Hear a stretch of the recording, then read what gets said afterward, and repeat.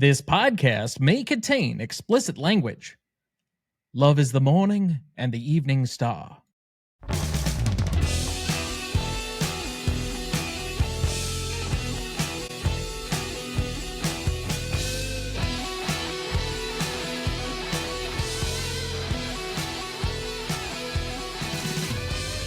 Welcome to the Greatest Movie of All Time podcast, the show that uses a unique grading style to redefine what the greatest movies are. I'm Tom Duncan. And I'm Dana Duncan. And tonight, for our 268th episode, we confront our own demons with Elmer Gantry, celebrating its 65th anniversary. Written and directed by Richard Brooks, cinematography by John Alton, music by Andre Previn, starring Burt Lancaster as Elmer Gantry, Gene Simmons as Sister Sharon Falconer, Arthur Kennedy as Jim Lefferts, Dean Yeager, or Jaeger, as William L. Morgan. It might be a soft J, like yogging. Shirley Jones as Lulu Baines, Patty Page as Sister Rachel, Edward Andrews as George F. Babbitt, John McIntyre as Reverend John Pengilly, Hugh Marlowe as Reverend Philip Garrison. And in tonight, to help us discuss this film, we welcome our two newest celebrity guests, a husband and wife team from Shoot the Flick, the podcast, making their first appearances on the show to date. It's Frankie and Scott! Hi, everybody. Here we are. Excited to be here. Indeed. This was an interesting movie to start. Certainly with my co-host sometimes dead fish approach, I certainly need some extra energy in this space tonight. Carp, bass, tuna, Halibut. Miss mackerel. Are we just naming fish now? Salmon. Yes, No. it's a callback joke to a television show that I don't know if everybody's seen called How I Met Your Mother, where one of the main characters does a set at an open mic night where all he does is just spout off fish names because he thinks they're funny. And it's the dumbest thing. Anyway, if you haven't seen it, don't worry. He's, of course, doing a joke that for most people that are listening to this probably have not seen it. But for the few of you that are, there you You're go. welcome. So, With the dead fish line. Elmer Gantry. This is an unusual pick. As I was mentioning before we went live here tonight, it is something that my father confessed. He specifically had me put it on the list so that he could watch it, much in the same way that I've done with several other movies this year. American Psycho, Ex Machina were on my list of things that I needed to watch for a first time. So this is one for you, Dad. What is your relationship with this movie? I don't have one. This is what I remember I remember being in grade school and coming across the book, Elmer Gantry. And I read the jacket and I thought it was interesting. I remember talking to my dad about it and he said, there is a movie. And I said, really? He says, yeah, it's a really good movie with Burt Lancaster. Okay, well, that kind of triggered my appetite for it. And I have never seen it on TMC. I've never seen it on anything at all to try to watch it over all these years. And I've just always had it in the back of my mind that I wanted to watch this film. It intrigued me and I'd never gotten around to it. So what approximately grade were you in when you came across this in the school library? Fourth grade. Okay. Ah. So that would have roughly made you 9 years old. So Yes. that would have been 1972. Yes. So you've been 73. holding on to this for 53 years. Yes. Okay. And we didn't I have to listen the admit, beginning. this is my first watch with this as well. Same. Am I the only one that's seen this before? Apparently. That's bizarre. The only reason, just to put it out there, the only reason I even knew of this movie, I think I had watched From Here to Eternity and Sweet Smell of Success, both Burt Lancaster films, pretty close in succession. And I just was curious about Burt Lancaster's filmography. So I went looking around and I noticed that this was the movie Elmer Gantry that won him his Oscar. So I just went digging for it and I found it on Tubi or some other streaming service. And I watched it because of that. Before that, though, had never heard of this thing ever in life. So do with that what you will. Sweet Smell of Success is a very underrated film. I think so too. Also one I haven't seen yet. But I would assume with your predilection for it, Father, that we'll probably get to that at some point. Yep. Okay. Tony Curtis, Burt Lancaster. Yes, oddly enough, this is the movie that basically ruins a trivia question for most people. If you ask them, what did Jack Lemmon win Best Actor for? Most people are going to say The Apartment, and that is not so, thanks to this movie. Which I didn't realize until I read it on IMDb. Like, it didn't occur to me that Did he win his those first movies were for the same year. The Days of Wines and Roses? I think he only won one Best Actor award, and I believe that is the right one. He won a Best Supporting Actor for a movie we've already covered. Yes. Mr. Roberts playing Ensign Pulver. Oh, excuse me. The Days of Wine and Roses, he was nominated, but he did not win. Yeah, it was another film in Save the Tiger? Yes, from 1973. Yep. So, a little bit of quick Googling there. All right. But this movie starts off with a title card urging impressionable children to not watch. For my first time through, I thought, oh boy, this is an interesting start for a 1960 movie that's 2.5 hours long. So why do you think that's there? Oh dear.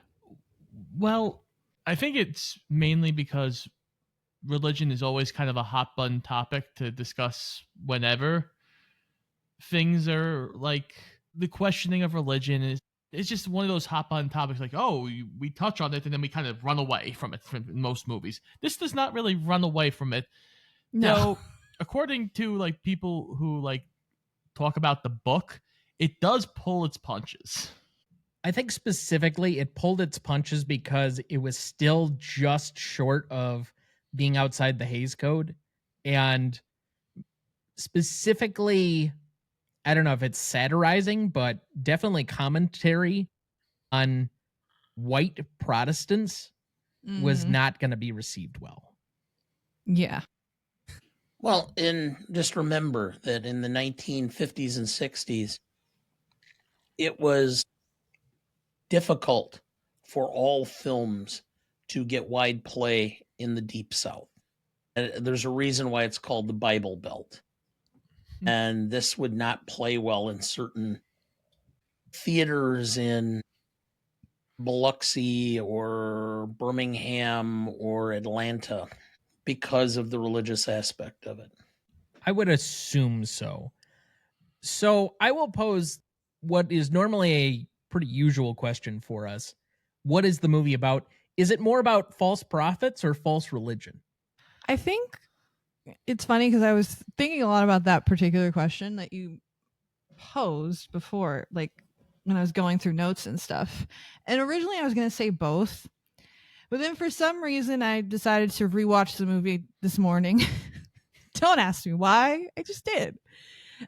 I think it really is more about false prophets more than false religion. Only because they make a point with the Jim Lefferts character to say that like religion isn't necessarily something that is inherently bad. Like, you know, there's a difference between looking at the Bible, let's say, and thinking that it's literal and everything in that book you should go by the letter of what it says, or just take it as poetry and stories that you can take lessons from.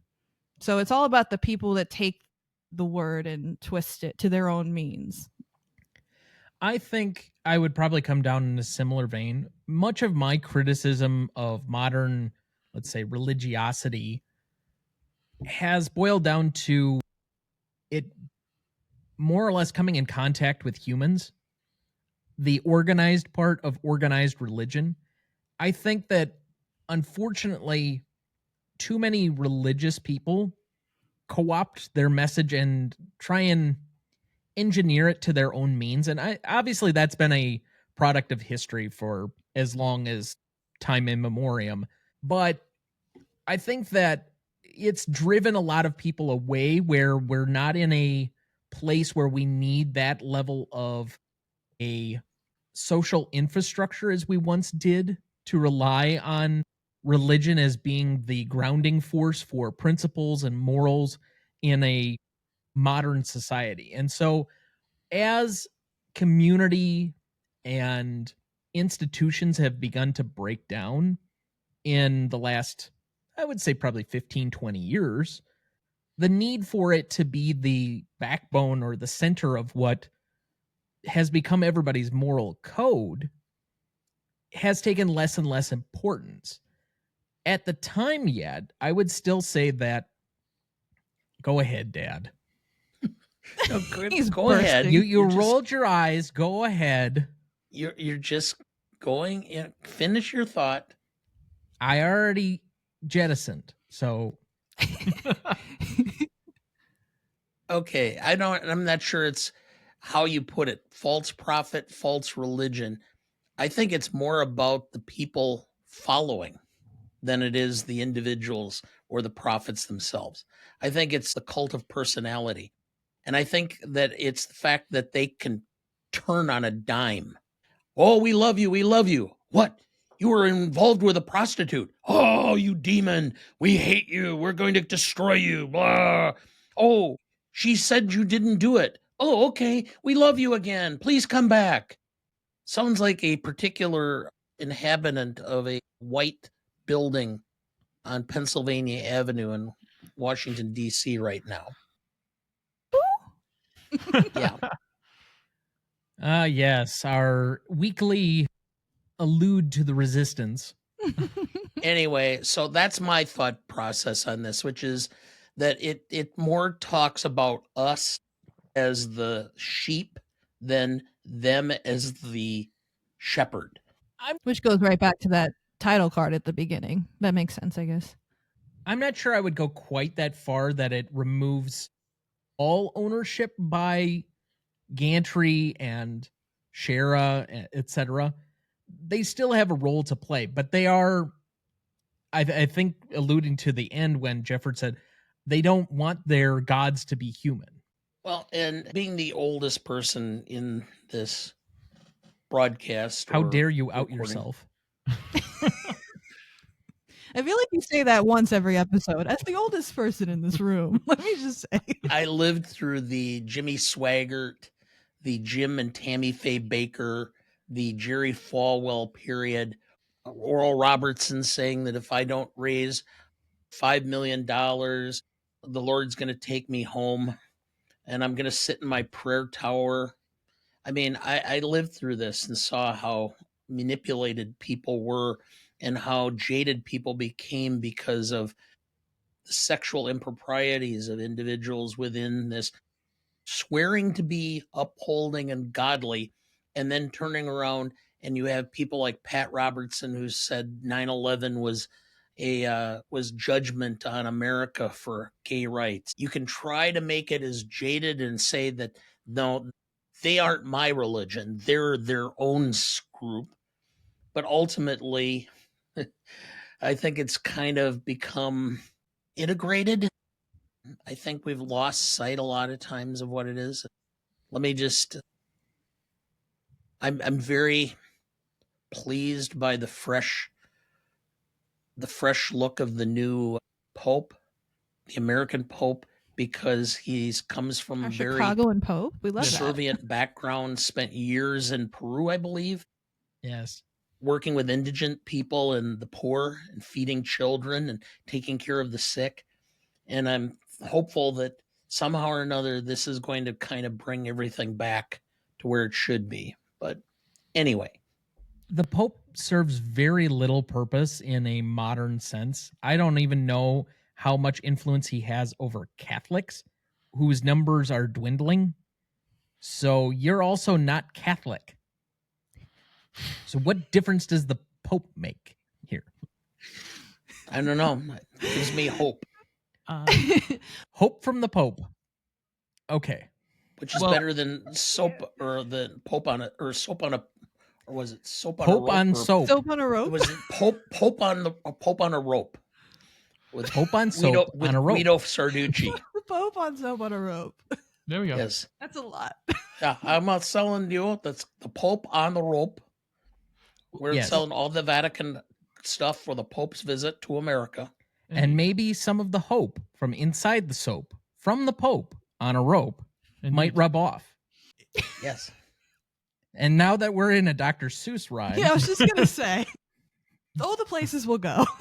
No, I have to agree with Dana a little bit here because I was actually surprised how kind of relevant this movie seems. I was just gonna say that Like- there is a timelessness to it because it's still very much a thing Like- today. People taking advantage of religion and religious people. It's just an interesting thing watching it because like Frankie before she saw it, I have never heard of this movie. And true, my Burt Lancaster isn't strong. Field of Dreams, and that's Field it. of Dreams, and that's it. But it just seems like this movie connects with a lot of things currently going on in the world, and it's just a weird thing to be like, wow, it's been 60 plus years and we're That's still what he said. 65 yeah, years. 65 years and we're still dealing with some of the same nonsense. I was surprised how much I enjoyed the film after probably the initial 20 minutes that it kind of takes as a preamble to get you into it. Once you kind of get on, I guess, the first scene where he sees Sister Sharon, Mm. and then especially by the time you get to the train, I think the movie kind of takes off. And from that point on, I very much enjoyed the movie. I did also find it to be somewhat relevant and prescient, so much so that I volunteered myself for the year 1960 for Revisionist Almanac in 2030. Look at you Ah, go. there you go. Wow. So we could do the 70th anniversary. He is that far ahead. Well, only when it comes to me. Yes. Okay. Originally, he said he was going to do it in 2029 because that's the next slots that he has available that he Right. hasn't planned. But I told him to push it back to 2030. There you go. But then again, he's also told me that I need to be on every single season for some reason. Yeah. Whatever. We're still gearing up for our first visit, so we're a I'm little hoping behind. to be retired by 30-30. 30-30? Yes, I think you 30-30 would is be crazy. very retired by 30-30. We'll all be retired. What do you think? There will be no retirement at that point. We'll all still be working. We'll all be working till 106. So you're like Tom Cruise? Yeah, exactly. Oh my god. I'm never gonna stop ever. I'll be making Mission Impossible movies when I'm 92. Okay, sweetie. To be fair, it is quite possible. I do believe him that he will be making movies after I'm dead. Tom Cruise is gonna outlive all of us. It's gonna be like the Futurama. He's gonna be the head in the jar, starring in Wait, a movie. what? Doesn't he have a weird religion? What's his thing again? Scientology. He's Yeah, Scientologist, Scientology magic. He's gonna outlive all of us. Yeah. Okay, let's get off the Tom Cruise for a minute. Please. Here because I don't know how we got here. that's going to only take us down some weird rabbit holes. Dad, for having waited 53 years, did you like the film? No, I did not like the film. I loved it. Oh, okay. Oh, that is just creepy. What a twist. This guy. This guy.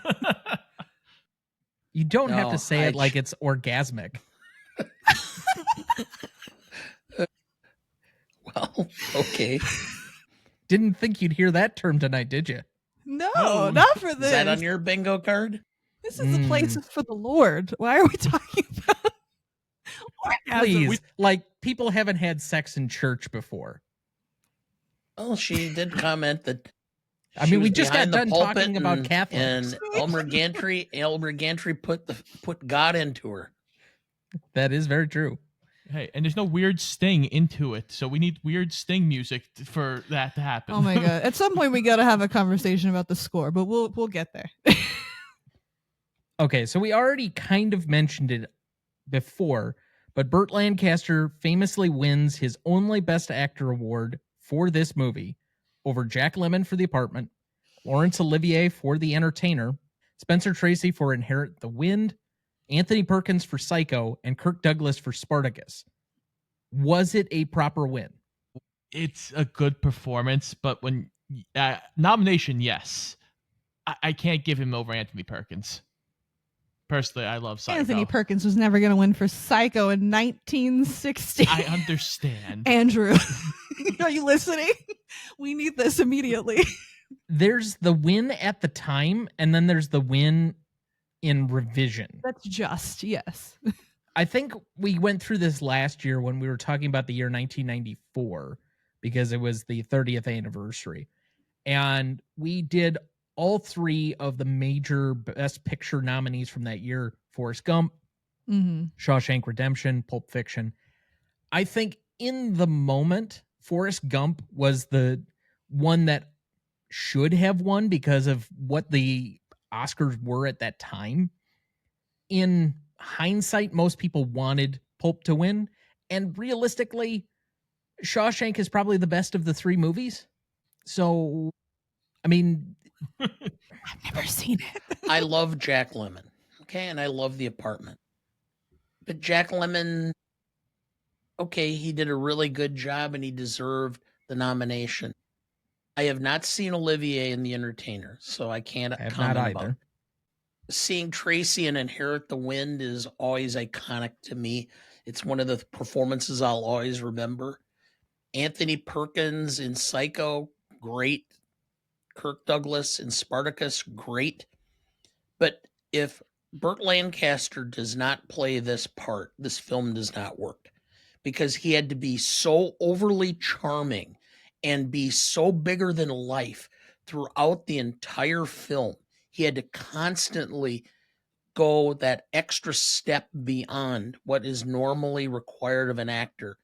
That it, to me, I think this is one of the iconic roles of all time. In fact, I would rank it in probably in one of the top 10 best actor performances in cinema. See, I disagree. I think if you take Burt Lancaster out of this role, you could replace him with a Kirk Douglas. You might be able to replace him with basically anybody with an award-winning smile and a certain level of screen presence. Whereas I don't know if Jack Lemmon can be replaced from The Apartment. He is the most neurotic non-Jew that I can think of. That should be on his tombstone. It probably is. So I haven't seen all these movies either, but I've seen The Apartment and I've seen Inherit the Wind and I've seen Psycho. What I'll say about those movies in comparison to this, even though, like, yes, there are secondary leads in this movie, like with Gene Simmons and Shirley Jones, I think it very much is the Burt Lancaster show, for better or worse. And I think he gives a great performance. I think, if anything, it could be considered an Oscar baity performance just purely for that fact. Because, I mean, in Psycho, him and Janet Leigh are pretty much co-leads, right? Yeah. Same thing with, like, Inherit the Wind. I don't remember the other actor's name. With Spencer Pat Tracy. O'Brien. And then, yes, and then what was the other one? My brain. All right, The Apartment with Shirley MacLaine. So yeah, I mean, when you watch Elmer Gantry, you definitely feel like he's really going for it, sweetie. He's really trying to get that statue. And, like, if I was in the shoes of an audience member watching the Oscars at that time, I don't think I would have been mad that he won. Like, I think it's well deserved. But the problem is, yeah, there are definitely other very strong contenders in there. But I think I would have been perfectly happy with the win if I had seen it. Like, I'm not disappointed that he won, but based on your criteria of you remove one from one film and one from the other, what seemingly or above replacement, which one feels completely or vastly different? I think The Apartment feels very different if it's not Jack Lemmon. And this one, I could very much envision even Paul Newman I was just going to because say Paul Newman because he did 2 Paul Newman movies like in between this movie. And I was trying to think, could Paul Newman do this? Yeah, probably. because he does do it in The Yeah. Sting. Yeah, This that's is- true. It's basically the same type of character. Can anybody be Anthony Perkins in Psycho? That's the No, real that's question. obvious, but I mean, Is Anthony Psycho, though, a best actor? That's the No. thing. He had to play this rather mealy mouth, passive character, and he really doesn't have to do anything other than that. I disagree with that. By the end, that final scene in there, I think he's doing an all-time performance that in that moment. But I think the only way he wins Best Actor is if we have the same criteria as they did for Silence of the Lambs. yeah. That was a really hard barrier to break for Hopkins, so. Hollywood had too much trouble with Hitchcock anyway because they perceived him as being not an artist because he did television to earn a few extra bucks. And yet he was nominated for director. Yeah, and he never won. And it wasn't until afterwards that people started giving him his real kudos until he wins his first film and then doesn't win again. Stanley Kubrick never won Best Director. Yeah. Wins don't necessarily mean everything. That's John true. Ford has 4, and 3 of them are for movies, or at least 2 of them are for movies that. Well, okay, I'm already backtracking, but 1 I haven't seen. But Wait a The minute. Quiet Man, the win for Quiet Man should not have happened. I'm on record saying that, going back to an episode from like 3 years ago. So anyway, shall we dig further into our episode this evening? Let's give a little bit more background for Elmer Gantry here. It was released on June 29th, 1960. On a budget of $3 million, it would roughly gross $5.2 million to be the number 8 film of 1960. And for what it's worth, anything before about 1970 and its placement in the domestic versus worldwide box office can be taken with a grain of salt because the numbers were not great at that time as to figuring out exactly what did what. But the film also was well received by critics at the time and would go on to be nominated for 5 Oscars: Best Picture, Original Score, winning for Best Actor for Burt Lancaster, Supporting Actress for Shirley Jones, and Adapted Screenplay for Richard Brooks. Currently holds a 94% among critics on Rotten Tomatoes and a 3.8 out of 5 on Letterboxd. Strangely enough, it was not featured on Metacritic, so I could not get a score there. Interesting. Certain older films, if they're a little bit more obscure, just they don't have Metacritic ratings for whatever reason. It's happened a couple of times to us. So, Dad, you have a plot summary ready for us? I do. Based on a novel by Sinclair Lewis, Elmer Gantry's story follows the titular character Burt Lancaster, a charismatic but morally dubious traveling salesman who uses his charm and persuasive skills to infiltrate the world of evangelical revivalism.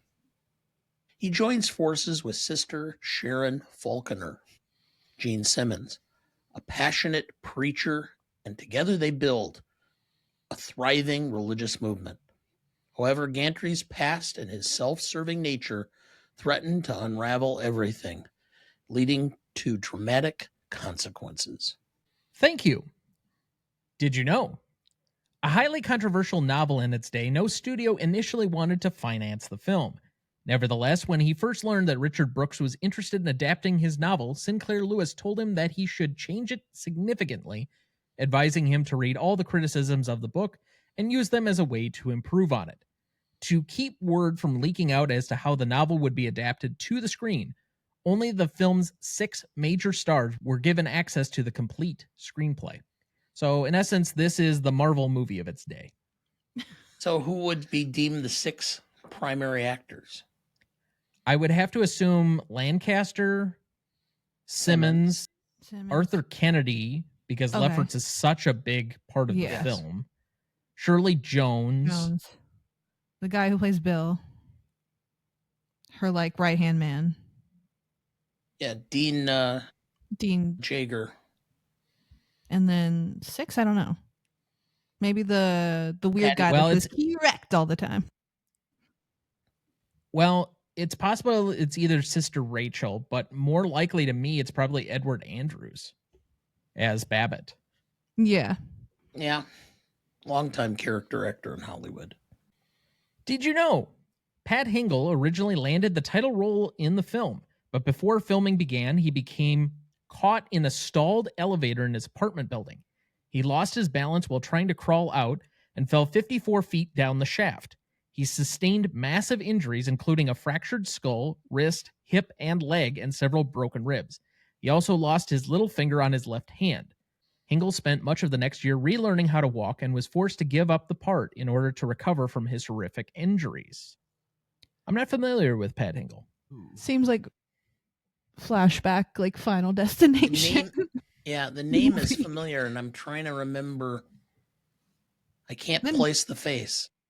Honestly, now that I look him up, he is a longtime character actor, but he's in a lot of Clint Eastwood films. Hang 'em High, The Gauntlet, Splendor in the Grass, Sudden Impact, Invitation to a Gunfighter. He was also in The Land Before Time and Norma Ray. Interesting.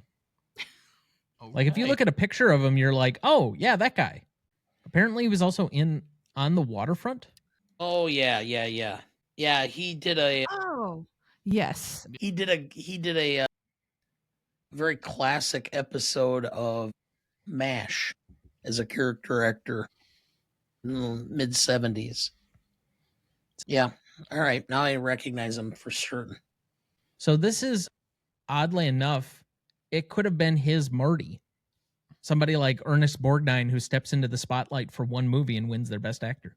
That's too bad. Did you know?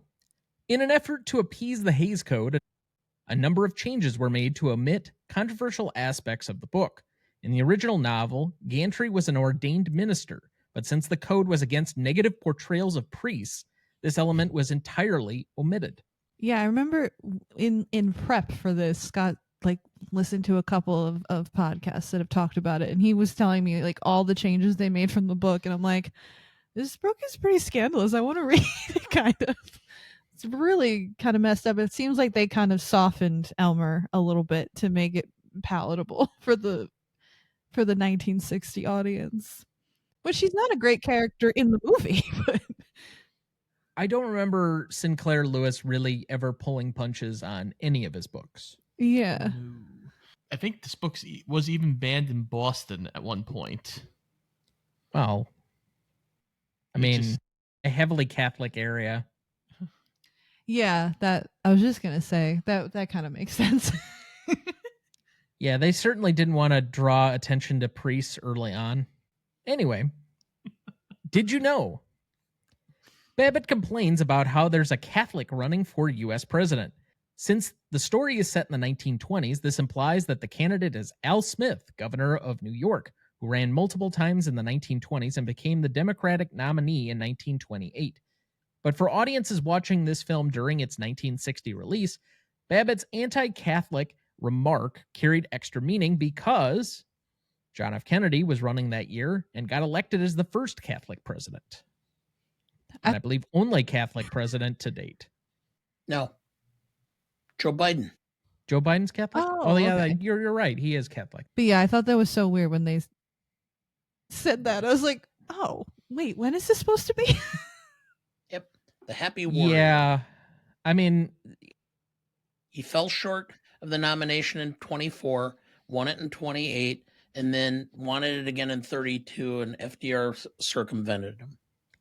I'll go back to something my grandfather has mentioned on many, many, many occasions.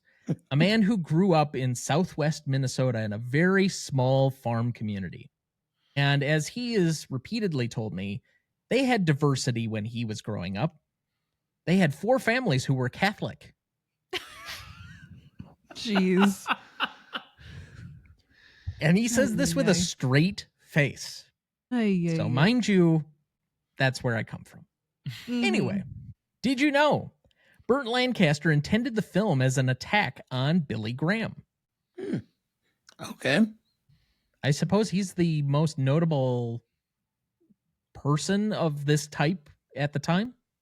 Most notable evangelist at the time. And there was a lot of criticism because he tended to wear rather expensive suits and to travel very luxuriously, etc. So yes. I was just going to say, did he have a jet that his parishioners paid for? Because that's definitely a thing that still happens. No, it was gifted to him by some random country somewhere. And finally, did you know director Richard Brooks did not want Shirley Jones for the role of Lulu Baines, but Burt Lancaster insisted. As a result, Brooks gave Jones no direction in the filming of a very difficult scene. Brooks eventually admitted to her that he couldn't see anyone else in the role. Shirley Jones's Oscar-winning performance in this film is her only Academy Award nomination. She didn't do that many films. I mean, other than Music Man, I don't remember anything else she did. I was going to say, I knew I recognized her from something, and when I looked it up, I was like, oh, well, Music Man, which is funny because in at least in the beginning, this movie kind of reminded me of the Music Man, except instead of band instruments, he's peddling Jesus. But it gave me a lot of, like, you know, cheesy con man, just trying to sell the good people on something good. Isn't she also the Partridge Family, right? Yes. Yes. Oh, okay. I thought you were going to say Oklahoma. I hate Oklahoma, but not the state, the musical. And I know she's in that too. Fair enough. So that looks like a good spot for our first break. We'll be right back.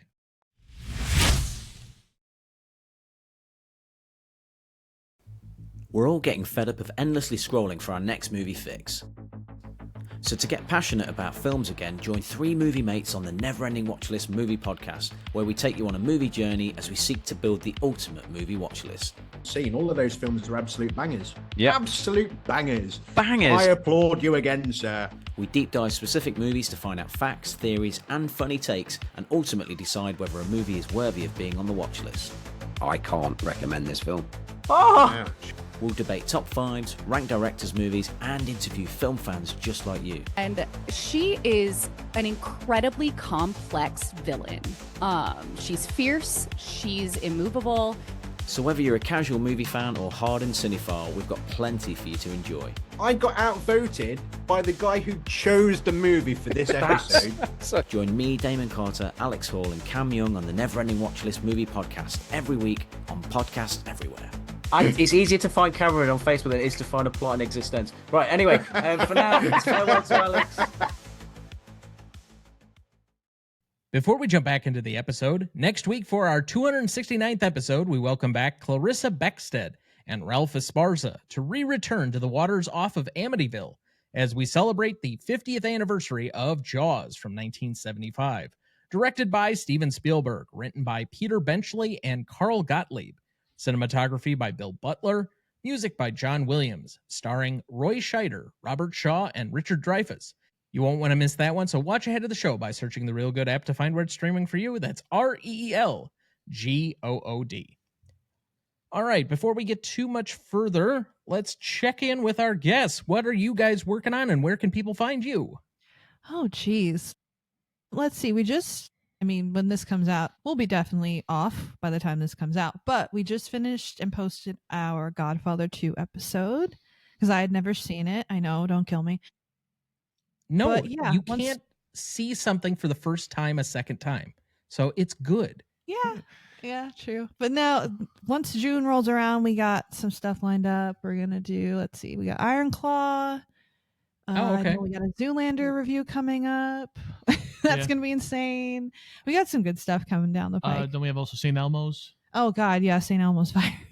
That's going to be interesting. I haven't seen that in like 100 years. So. Oh, no. Dana, no. Dana, no. Don't do that to me. Well, Dad also has to be covering that film coming up here before next year's Oscars. All right. That is his punishment film. Nice, thanks. There's so only much. 2 films I've almost walked out on. That one and Moulin Rouge.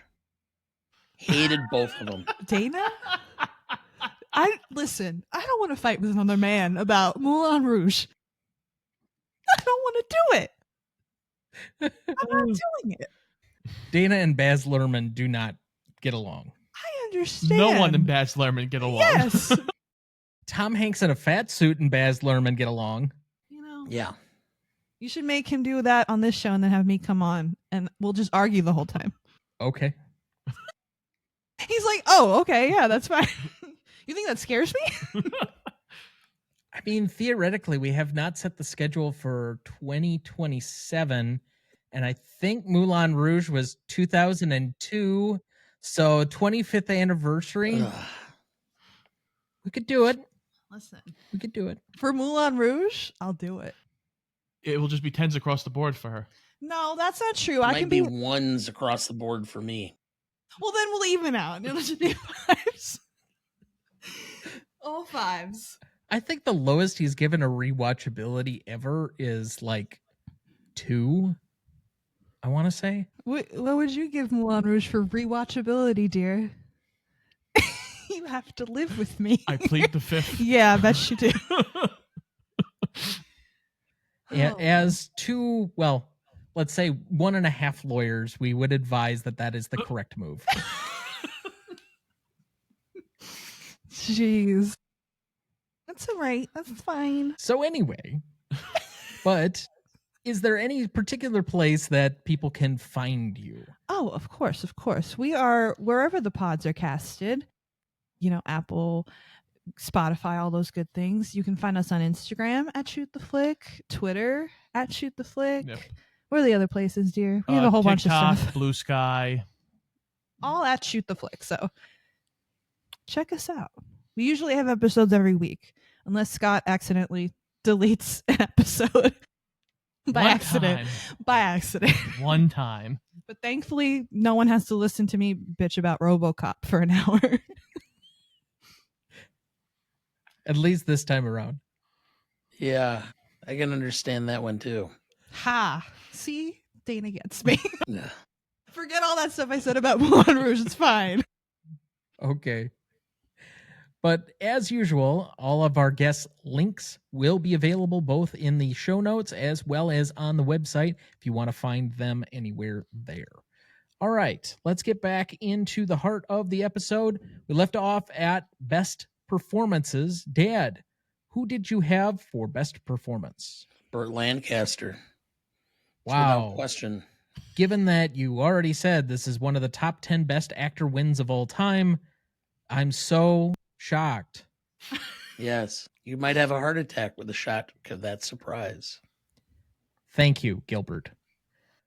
Anyway, for what it's worth, I also have him as my best performance. I do too. Okay, so I'm the only dissenter. Okay, Oh fun. no. Oh no. I have Gene Simmons. Who's I my best think- secondary performer, but go on. Well- Yeah, go on there. well, Sure. I think if you're gonna follow somebody and like they're gonna lead a cultish kind of place, you want somebody with a good forward face. And I think Gene Simmons does a really good job at that. And I don't know, I bought her as the face of this revival movement here. And it just for some reason because Burt Lancaster, sometimes as I sat there and watched him, I was a little turned off by him. Some of the faces were a lot for you. Yes. And that's fair. But I think everything he does, even the weird shit when he's like all disheveled, like towards the beginning of the movie and just acting extra crazy, I think that that's all very purposefully done. I think I gave Lancaster the best performance because he has so many individual scenes where I could pick out that I think he's doing something extra or that it just involves a little bit more where it's a personality coming through. He has so many different con artist moments or shyster moments that to me come to the surface. No more highlighted or in particular than when they're in the newspaper office and he specifically turns or flips the argument around on Jeffords. Mm-hmm. So for me, that's why I would go with him as best performance. But I certainly would give Gene Simmons her flowers too, because I do think she's kind of the co-lead in this. She doesn't appear in just about every scene like Burt Lancaster does. But this is only the second movie of hers that I've ever seen. I watched Divorce American Style last year for the 1967 prep that I did for Revisionist Almanac, and I thought she was the best part of that movie. So I think she appears very wholesome, very earnest, and very vulnerable, which works really well for 95% of the film, because you believe when she says, I truly believe in the Lord and what I'm espousing. You buy that she's actually doing those things, and that's coming from a very earnest place, up until the point where she kind of gets high on her own supply. And I was gonna say that at that point, it kind of, the transition is a little more sharp from. I actually thought it was rather subtle at the end there, where, like, I think it's the only way you can see this change in her is through other people's observations of the changes in her. It's not something that she's doing as like an actress to specifically put it out there. Like there's a certain tick or something where you notice the noticeable shift in her performance, so much as it is everybody else's reactions to her. And so that's why I would put her in secondary for me. The only thing that I would say in rebuttal to that is, like, I do agree. Usually you, as the audience, you're seeing her through other people's perspectives. But like once we get to the end and we're going to talk, I'm sure, about the faith healer scene. And like, yeah, she does get very high on her own supply, but at that ending point, that's the only time where like she really very outwardly is like, you can tell like very strongly like how far down the rabbit hole she is. Well, I think there is a change in her. I think once her and Burt Lancaster sleep together, I think we start seeing a change in her that, yes, it's kind of subtle to start, but I think they're like she dumps sand out of her shoe. Like there's like little things that you're like, oh, I kind of see the change here. It might be subtle, but I think she just does a good job. While I feel like Burt Lancaster, while giving a great performance, he's just kind of who Elmer Gantry is the entire movie. I don't really feel like there's a change as much with him. Like I just feel like he's playing the con man, and like you don't know whether to trust him or if he's getting high on his own supply. Well, I think there's a point. I don't think he's necessarily getting. Well, I think there's a certain point where he thinks, or he believes that he can actually be better, either because of Shara or because of all the love he's getting from the parishioners and all that. I think he lets himself believe, not necessarily that he's like this incredibly godly man or anything, but that he can be a better person, and that people can actually admire him, and that he can ascend to that like higher place in that way, not in a godly way. But then at the end, it all kind of falls apart. I guess I would push back a little bit that in the way you're describing it, we have a different guest who's made some public statements as to who could be the protagonist if they're not ultimately like having a character arc where they don't change from the beginning to the end. And I don't know if I would go so far as to highlight that there's really no change in him, because at the beginning of the movie, while he's down on his luck and he does seem to be a poor salesman, he does highlight at least at one point that he knows all the salesman's tricks, and he uses those in this particular context and becomes successful. And to a degree, he becomes obsessed with being successful in this particular avenue, even to the point where he initially starts doing so for the love of Shara. But you see that as the movie progresses and she's willing to go on a picnic, go fishing with him, and take time off, he's obsessed with trying to make this revivalism be as big and momentous as possible. But by the end of the film, he's willing to give that all up. He could have become the voice of the revival and this larger motion, especially now that at least it's insinuated that Shara's dead. Yeah. He would be the only voice left.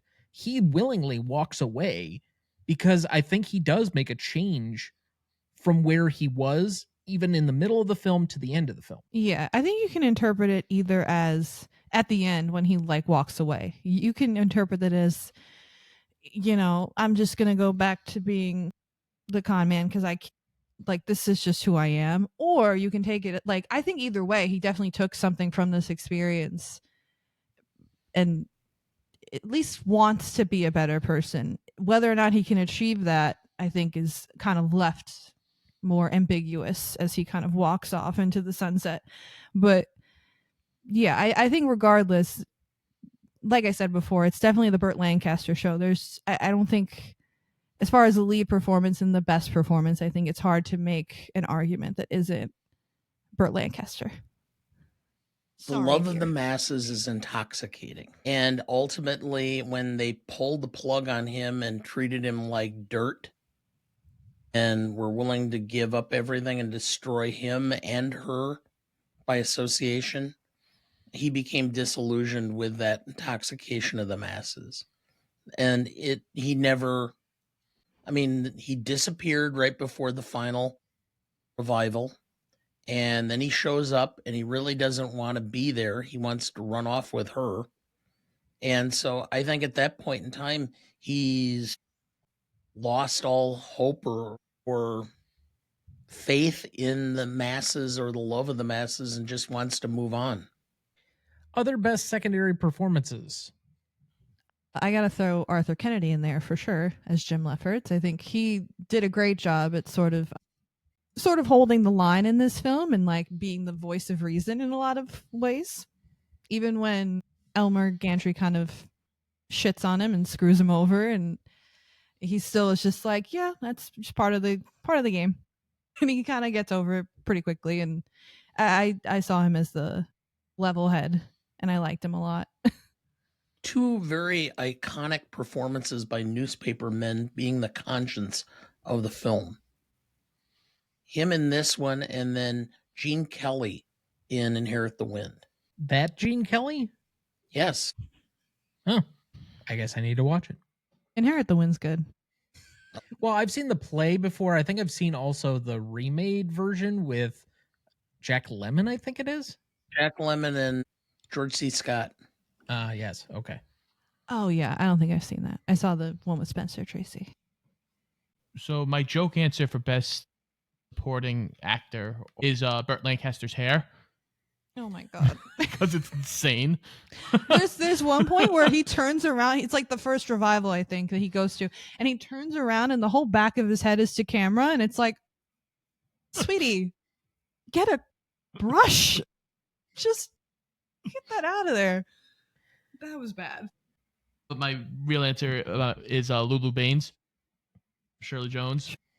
Yeah, I think from when she shows up to the point where it's like my favorite scene when Elmer's getting like pelted with like rotten food and trumpeted at.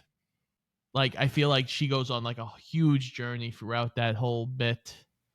And I think she does a really great job, like having like such a range of emotions for Elmer, hating him, loving him, feeling bad for him. And like, it's just the whole thing she goes through. It's definitely a complicated relationship she has with him. Yeah. To say the least. I mean, I was going to save it for remaining questions, but you get that hooked on the guy or that obsessed with him based on one fleeting night when you're a prostitute? Okay. So that's not why. She's the deacon's daughter from the beginning. So they had a romance in the beginning before this movie, and they get caught by her father. And in the book, there's a whole thing with like a cousin that's involved. That's also weird. And the deacon was like, you have to marry her. And Elmer was like, okay, bye. Yeah, basically. And like, okay. So she kind of gets dropped by Elmer and then disowned by her father and is forced basically into prostitution because she has nothing else. Yeah, I took it more as like her connection to him is more like her sort of being resentful, but also missing that time in her life where she was a lot more innocent and a lot more well regarded and she had her family and all this stuff. So it's a complicated. She loves him, but she also blames him for everything that's gone Right. wrong in her life. Yeah. I think that makes more sense when you have the full context from the book. But I was very lost as to what they she was foreshadowed doing. that earlier in the film, where it talked about when the dean or Bill came and said, "Do you know anything about him?" And he was in seminary and he got caught having sex with the deacon or the dean's daughter. That's Lulu. So Okay, He but mentions her name on the train. Yeah, he does say to- Lulu what's Baines on her- the train too. Yeah. yeah, My God, my brain. all right. Well, I just plain missed it, but But I think it's easy to miss because it's kind of it's a quick little moment like here and there before she's introduced, and you're like, oh, Lulu, hello. like I think this is one of the rare circumstances where I think you could remake the film because it's missing some of the context of the book, and the adaptation had to kind of water down some of the more controversial parts that I think might be ripe for further expansion upon in a modern film. Yeah, I don't think we have to worry about watering anything down at this point No. in No. cinema. I think we're okay. So yeah, I think you could. Yeah, this is rather tame, all things considered. Well, yeah, especially with today's standards. best secondary performance for me, I have Richard Brooks. I think his screenplay deserved an Oscar. I thought it was well done. It was tight. Other than the first few minutes, which basically set up who Elmer Gantry was, and so you knew what he was, I thought the thing flowed. It was a 2.5-hour movie, but I think it moved faster than a 2.5-hour movie. There was any part that I thought really drug. And I think that's in large part not only his direction, but I think it was his screenwriting. And he always considered, I guess, himself a screenwriter first. When you consider that this is his filmography, he wrote Key Largo, Beauregard and McCall, all right? But he also directed and wrote Blackboard Jungle with Glenn Ford. He did the screen adaptation of Cat on a Hot Tin Roof. Love Cat on a Hot Tin Roof. He directed In Cold Blood. And if you ever want to watch a bizarre film, I watched it in the late 70s, Looking for Mr. Goodbar with Diane Keaton. Okay? So he's almost, with this, if we were to do Blackboard Jungle, which is a classic film, and In Cold Blood, we would basically have him up for our 5. You could take and do that with a lot of different people. Yeah, I know. Yeah, just add 2 here. That's the Yeah, whole point of okay. having the 5 requirement Yeah. for the Hall of Fame to begin with. Okay. Because there are not a lot of people that have gotten to 5, even though this is the 268th episode that we've covered. Yeah. So, most charismatic. I have Lancaster as well. Yeah, I did too. His smile is working overtime. in Yeah. this movie. Yeah. Yes. Oh, Jimmy boy. It's like if you were today gonna do an impression of someone in the 20s, that's how you talk. Ah, Jim, my boy, how are you doing this fine day? It's like, okay, calm down. For me, I had Gene Simmons. I don't remember her in too much. I mean, for whatever reason, but in this, I thought she was phenomenal. Absolutely gorgeous. Just wonderful. Do you have anything of substance besides just superlatives? She's pretty. No, she filled the screen every time she was on. So She had- more platitudes. Okay. So remember the part where, this podcast may contain explicit language? Here Do it comes. Dana. Yeah, okay. Fuck you. Anyway, Always is tried and true. so no, I liked her performance. I thought the part was not too big for her. I thought she made the part bigger. Yeah. And I think that's ultimately what charisma is. Tom's face. He's like, still not giving me anything. It's more than it had been. Well, it's funny because I immediately picked her out when we saw the movie because I watched Guys and Dolls a lot. Yeah, as did I. And she also plays a religious person in that too, which is kind of funny. But yeah, I like the scene where she's talking to the cops and kind of giving them what for. Fire code. I could bring you to speakeasies all over the town. And rips out the guy's cigar out of his mouth and rips it in half. Yeah, she's very spunky. We love a spunky woman in the 20s who gets what she wants. She runs a business. I agree with Burt Lancaster. It's Burt Lancaster. He's it seems like it's like a given just because of the character that he's playing. It's the smile, it's the way he talks, But that's what you kind of need with a con man is you need them to be charismatic. And if your con man's not charismatic, whatever it is, the show, the movie, it's gonna fall flat. But we've seen in hundreds of roles since then, the con man, the head of the mob, or whatever, they have to be charismatic as that character. So they have to have that award-winning smile so that they can look you in the eye, smile at you, shake your hand, and meanwhile, with their other hand, steal your wallet. Right. Or stab you in the back. Either way. Well, you'd have to reach around quite far to stab in the back, but more gymnastics. But anyway, all right, let's move to best scene then. I have 5 nominees here, and then you can nominate any additional ones that you would wish. I have On the Train. I have Gantry's first sermon. I have Corrupting Katie Jones. I have Blackmailing Gantry, and I have The Final Revival. I know for a 2.5-hour film that does a lot of cutting back and forth, and now thinking about it, the scene within the newspaper office, I think, is an omission by me. But outside of that, any other scenes you would like to nominate? Yeah, so I want to nominate the scene where it has come out, where the news story has come out that he is a charlatan or whatever, and he starts getting pelted with the vegetables and the trumpet player, because it's just the way it's shot. The trumpet player. Oh, the trumpet player is crazy. That was a great scene. Whip, but the way it's shot and the lighting, and it's so well done. And again, this scene is mainly why I think Shirley Jones was such a great secondary performance. Is she comes in so smug, and then she sees all this happening, and it immediately is like, oh, this has gone way too far. And it's just so well shot.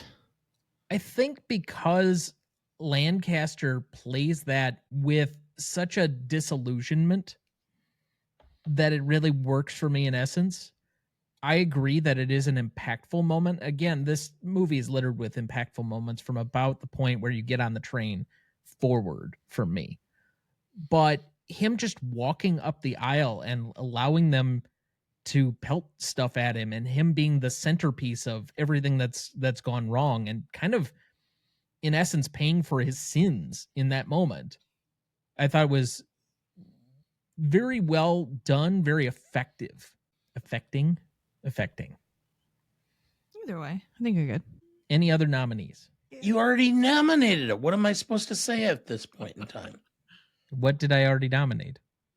The newspaper? I called it Rebutting Laugher, the newspaper scene, because to me, and I'll say this right up front, that's my best scene and my favorite scene, because it so shows the manipulative powers of Gantry. Yeah, I like because it gives both him and Lefferts a good chance to shine and basically show the two sides of the whole argument that's the theme of the movie, basically. The good of religion, and then what can happen when people corrupt it for their own means.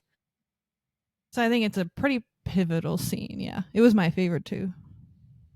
Okay, so In the Newspaper Office is nominated for Best Scene by 2 of you. If there are no other nominees, Scott, I'll let you pick from I think it's 7 that we have here. On the Train, Gantry's First Sermon, In the Newspaper Office, Corrupting Katie Jones, Blackmailing Gantry, Rotten Tomatoes, and Final Revival. I love the Rotten Tomatoes, but yeah, if you're gonna pick like the most impactful scene, it is rebuffing Leffers. It is that whole thing in the newspaper. It is probably the most important scene in the movie.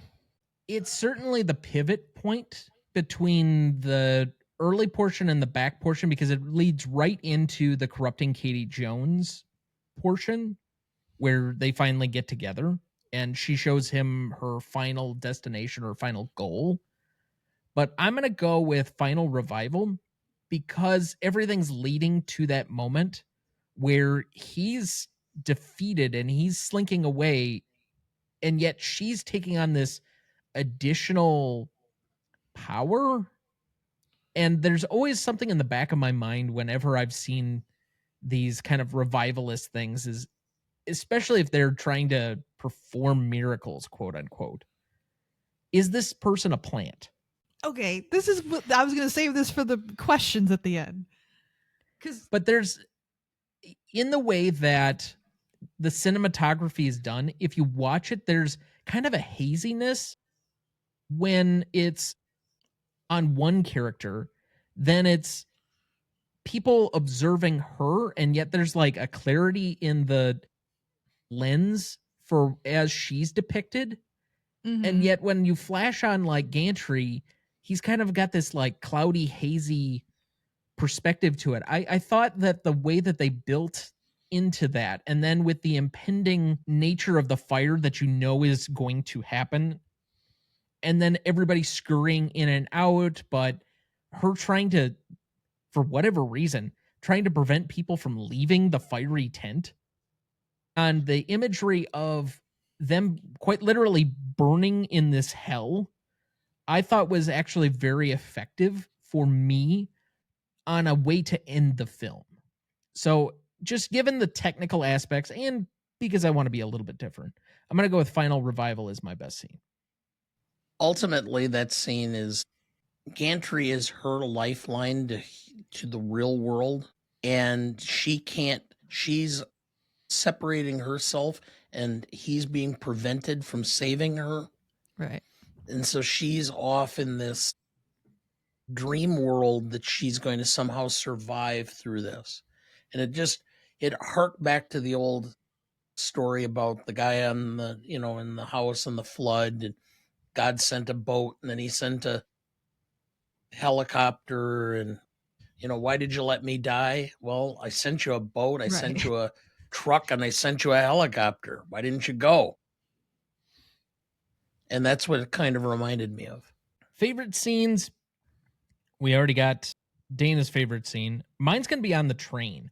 I like the pacing of that and kind of the almost French farce nature of it, where he's entertaining Lefferts, then he gets Bill to come out onto the platform so that they can interview, so that he gets his chance. But at the same time, he's ignoring Rachel, who's kind of been his entrance point. And there's just a lot of like a physical presence, almost a comedy nature to that scene that I think works really well for me. Poor Rachel also. Jesus. My God. I still want to know what she wanted to tell him. Sweetie. Take a hint. What exactly? They never get to it. What is it that she felt was so important? She constantly had to tell him, I need to tell you something. Later, honey. That I love you? She's pregnant. Good. Okay. Well, that was one thought I had. Jerry Springer. Jeez. Oh, God. I guess my favorite scene is when they announced they're going to CNIF, because I like the little between him and Bill and the way they talk to each other, and it's just a fun bit. I'm not your boy. Yeah, exactly. I'm trying to think of a secondary one behind the newspaper one. Well, you don't have to pick another one if that's your favorite scene. I really do like the newspaper one because I really liked Arthur Kennedy in this movie. Okay, then let's finalize this with most indelible moment. For me, it's the final moments of the film. I think that ties things together really well. The final revival, the imagery of people quite literally burning in this hell, that you've kind of brought them to this hell on earth, which ironically is you're trying to theoretically escape the earthly bounds for a more heavenly goal. You're basically delaying earthly pleasure for a heavenly realm. That's the whole point of religion, or at least Christianity. And yet everything has been about your earthly self, your earthly pleasures, your own self-interest, and you've brought this hell upon yourself. So for me, that's the ending is what was most impactful. I definitely would agree. However, I have to bring up something. So what I put for most indelible moment was the scene where they're under the pier and they're about to, do the thing. Like What's that thing? You know the thing. You know the thing. That thing you do. That thing you do. I see. Okay. Between the score and him like slowly guiding her under the pier in full darkness and like whispering to her, and then the score like blaring like murder music. Like, and then the guys up top are like, Sister Sharon, and then it goes like he's literally murdering her under the pier. That scared the shit out of me. I was like, what the fuck is that? So that stands out to me so much. I think the score in general stands out so much in this. Like, I forget the guy's name, I'm so sorry, but the guy that did the score for this did Andre Previn. Yes, he did a lot of musical scores, which I also found it made total sense to me after listening to it. And I'm like, because there are also times too, like when people are talking more in the beginning, I feel like, but there are times when people are having a conversation and like the music is going and you almost feel like they're about to break into a song. Like they're about to like sing about how they're feeling for each other. And it's like, okay, we don't need to go this hard, do we? There is like one series of notes within the score that really turns me off. And it's the introduction of this like off-putting flat that's inserted into the middle of the blaringness. And then it's just overwrought with volume for some reason. Even in the opening, it's like very noticeable. And from that point on, I'm like, I can do without the score. So my most indelible moment, I have to go with the Rotten Tomatoes scene again, because I think one of the biggest lines in this is they don't like their gods to be human. And I feel like this is like the point where that is like the biggest like showing of that line is he has been found as human and people have now rejected him. And it's just like it's again, it's such a big scene, and the lighting really stood out to me here. They have the way they lit the scene was so well done, and it made it look so good that it was just, it's the thing I'm probably going to take away from this movie the most. For me, it is the final scene. And again, I've already touched on it, which is she has now gone into this other sphere where she's kind of almost lost touch with reality. And he's the lifeline to try to bring her or keep her tethered to humanity. And he can't get to her and save her. That's the ultimate situation, and she perishes. And the fact that they don't even find her body, okay. I mean, but her Bible survived. Yeah, it takes a lot to completely cremate a body to that extent. So that's kind of, I don't want to say anything more than that because otherwise I'm going to be repeating what everybody else has said. I really think that that's the scene that basically you're led to understand what the purpose of the film was, which is to show that sometimes you create your own hell. Didn't you say it went differently in the book, like worse? Yeah. So in the book, it's not really a love story. Elmer Gantry forces his way out of the place, and he's the only one of the church that survives. Everyone else dies. He doesn't even try to save her. He just like barrels through everybody and then leaves. So it's like a Jim Jones Kool-Aid kind of thing. Yeah. But with fire. Oh, yeah. Well, that looks like a great spot for our second break. We'll be right back.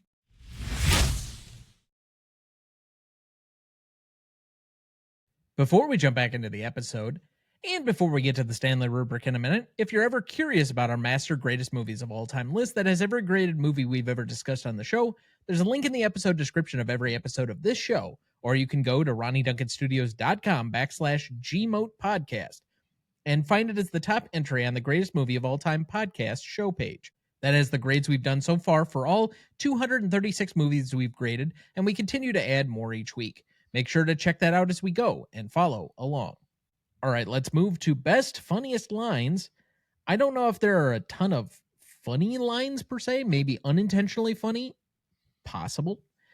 But I do think there are at least a few lines, even though this is not a lines-heavy movie, despite being a lot of dialogue. I think it's more of a holistic approach from my point of view. But I'll lead off with the one that I led off the show. Love is the morning and the evening star. Lulu Baines. Oh, he gave me special instructions back of the pulpit Christmas Eve.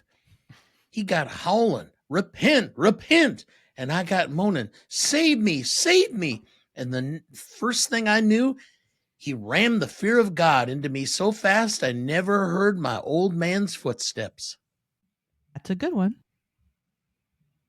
You're a $5 textbook. Me? I'm a 2-cent tabloid newspaper. Are we going to make a touchdown for Jesus Christ? Huh? Apparently we went to Notre Dame there. Yeah, apparently.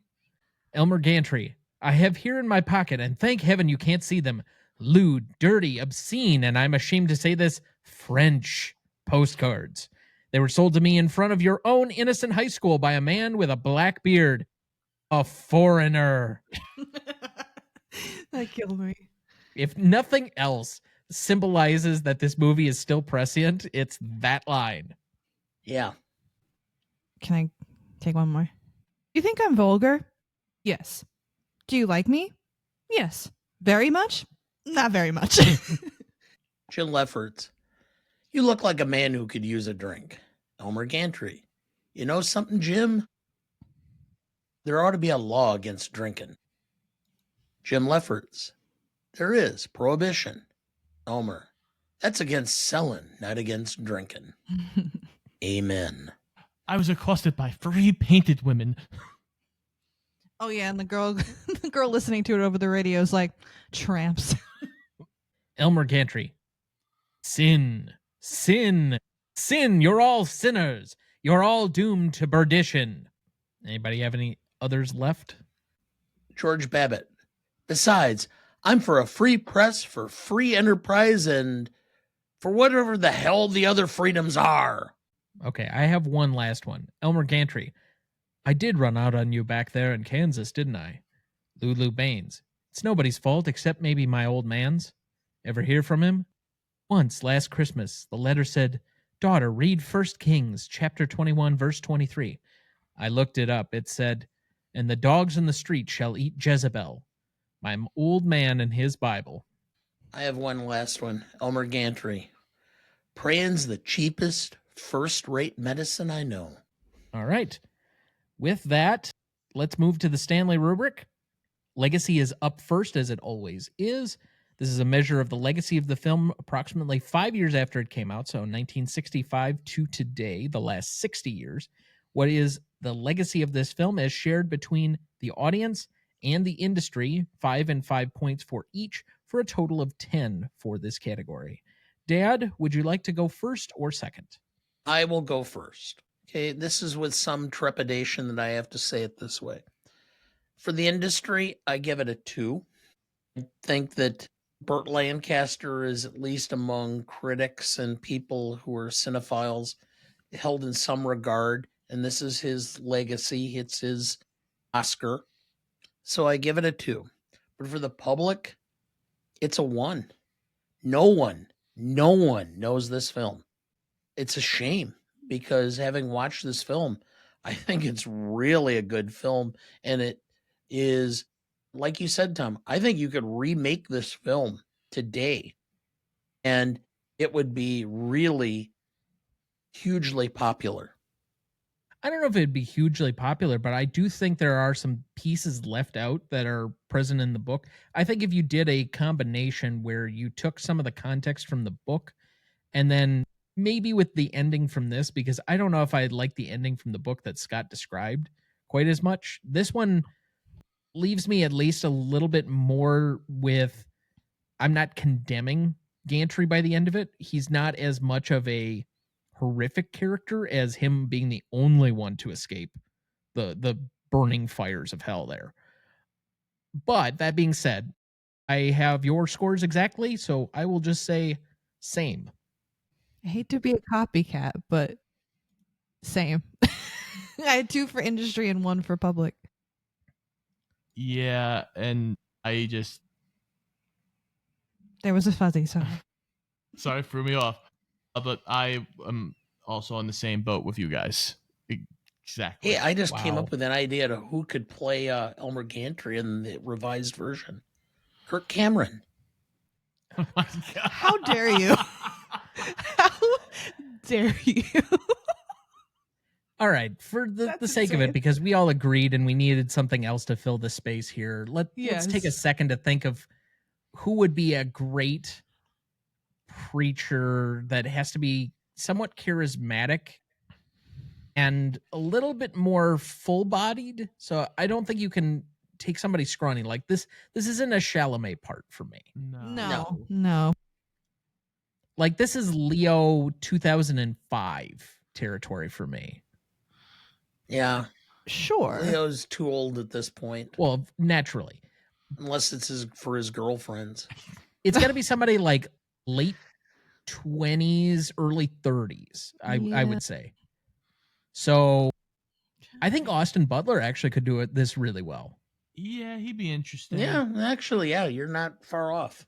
Part of me was thinking Chris Evans, but I think he's a little too old at this point. Yeah, he's in his mid 40s. Yeah, he's up Yeah. there. He looks a little bit younger, but he's been around quite a number of years. And even like Chris Hemsworth is probably graduated out of that.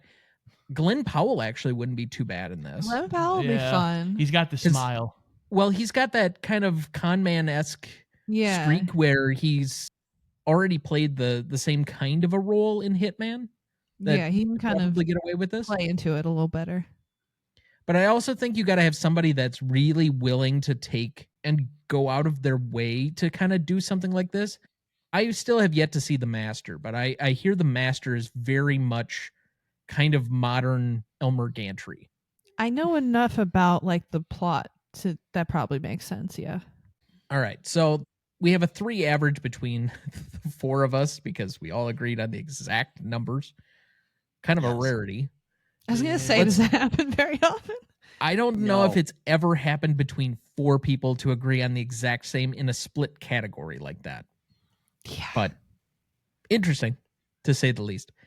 Impact and significance, though. This is a measure of the initial 5 years after the release of the film, so roughly 1960 to 1965.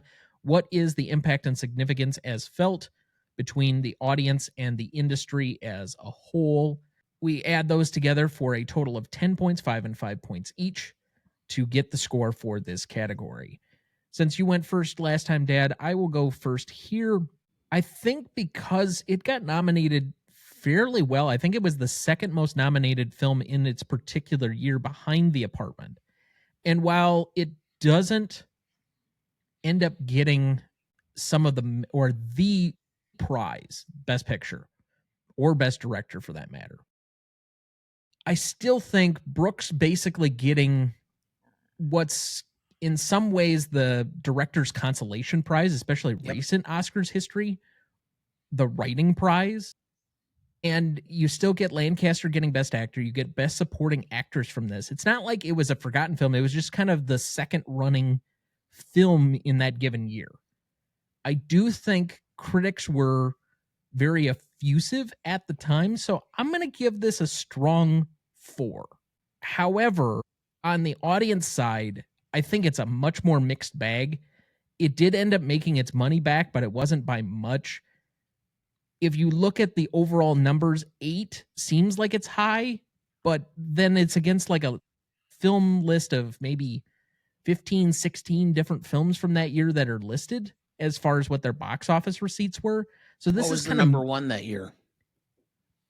boy, Oh God, I looked, but I didn't remember. I didn't even You write down come the up first with one. this I didn't know one. what it was. I will genuflex in your presence. well, I was just going to look it up, but okay. No, before you look it up, which was it? Give up? I'll go with Spartacus. No. The Swiss Family Robinson. Okay. I think it was that, and then Psycho, and then Spartacus.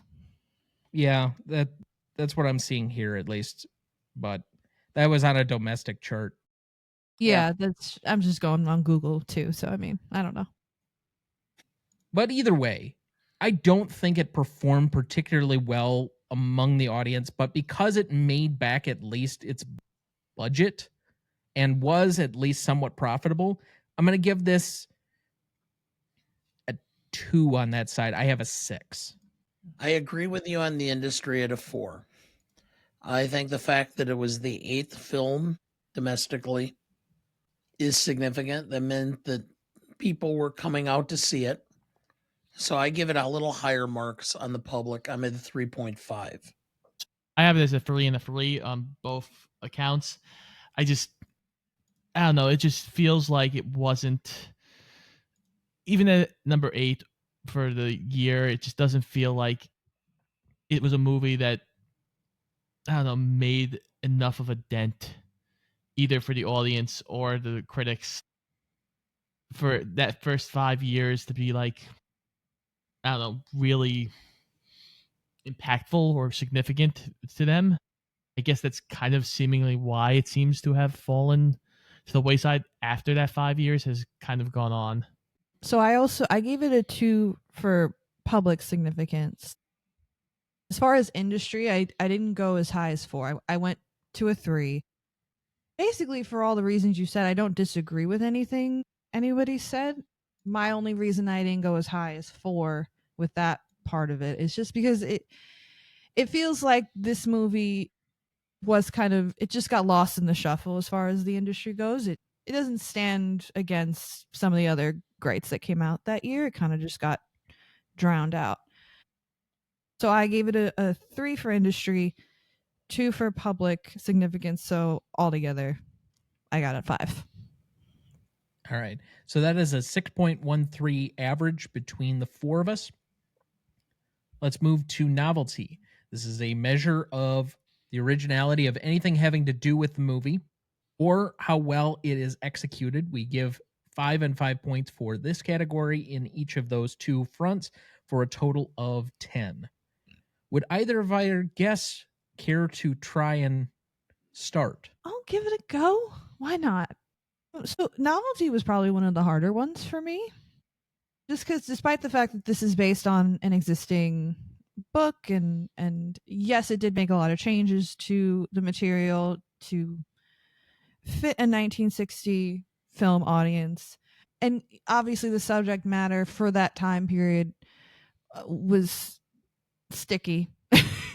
So I definitely gave it some flowers for that. Although, like I said, I held back on full originality just based on the fact that it's based on something else and just the subject matter of religion, even though at that time it was maybe not widely talked about. It's a subject matter that is obviously still very relevant and still talked about in a lot of media and film and all that good stuff. So for originality, I gave it a 3.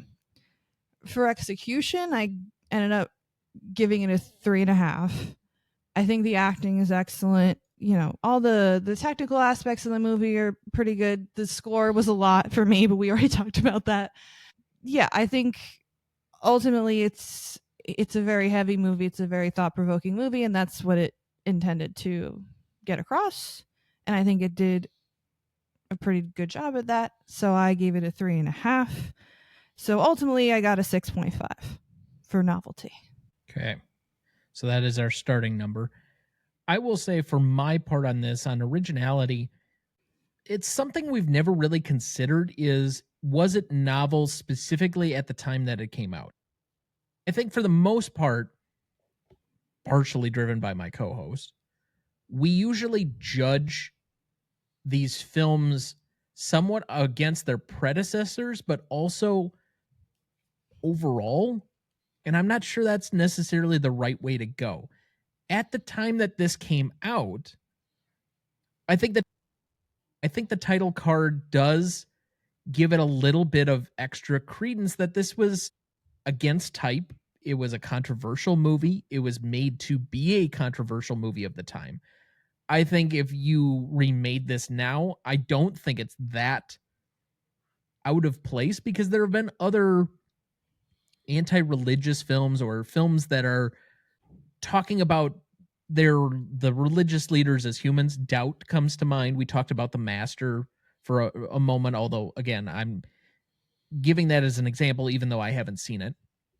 So I don't think that this is completely out of place now, but in 1960, I give this a lot of points for where it was coming from in the moment that it was made. So I'm going to go with a 4.5 there.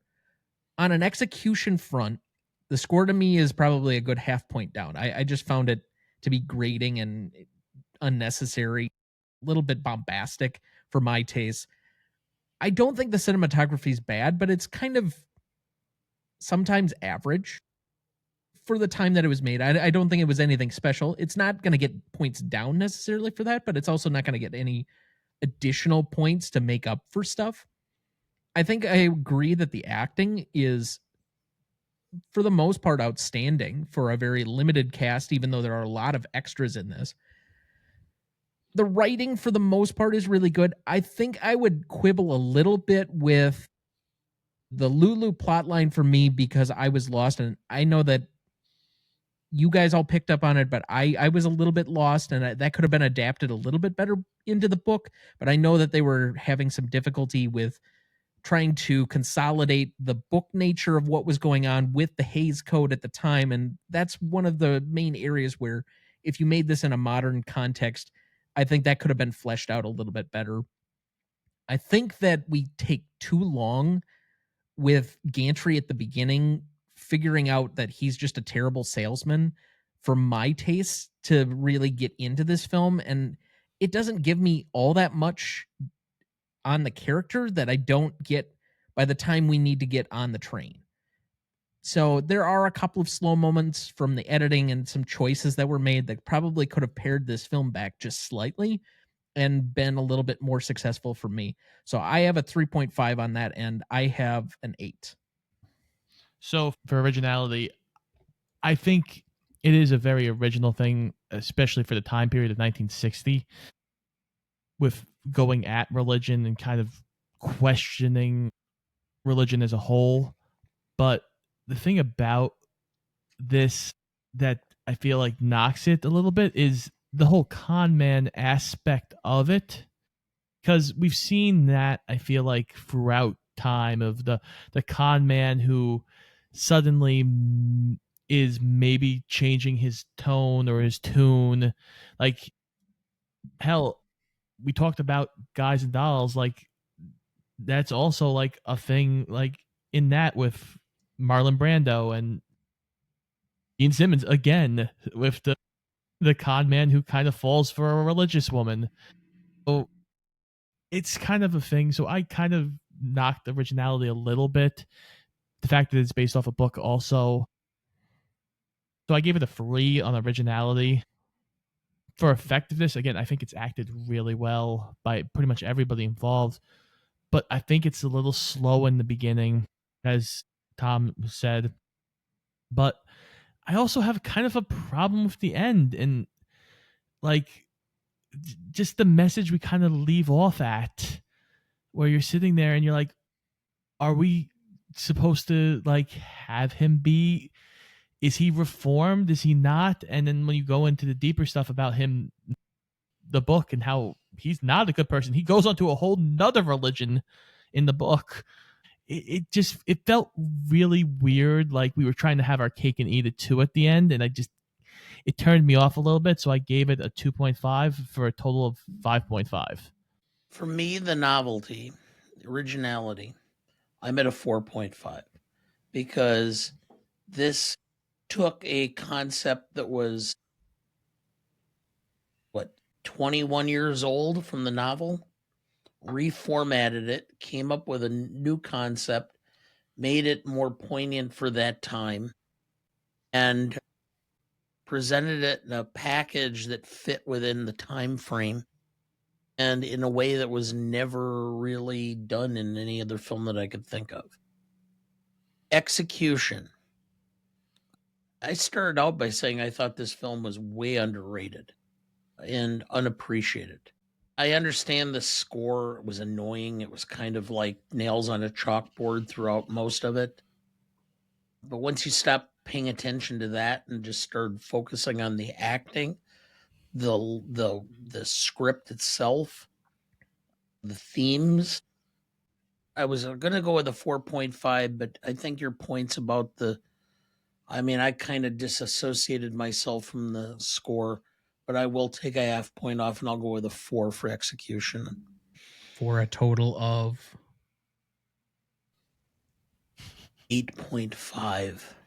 I know that you need help with the math, so. not apparently as much as you.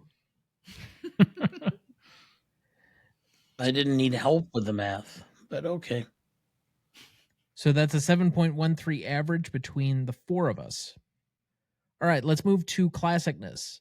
This is usually a measure of how well or not something has aged. And that could be about anything involving the film, realistically. It could be, although we haven't encountered it yet, exactly how well somebody who's a major player in the film ages well or not off stage, as it will be. I know that will eventually come up here when we get to the usual suspects. Oh, boy. Yeah. Well, Yeah. This is kind of an amorphous category that usually requires a lot of nuance. We usually start at a 6 now as our benchmark because it's usually easier to take points off than to add them back in. And I will let my dad start as usual in this category. We have a film that could be made today. It could easily be done and would be just as relevant and poignant today as it was in 1960, or for that matter, as the novel was released in 1939.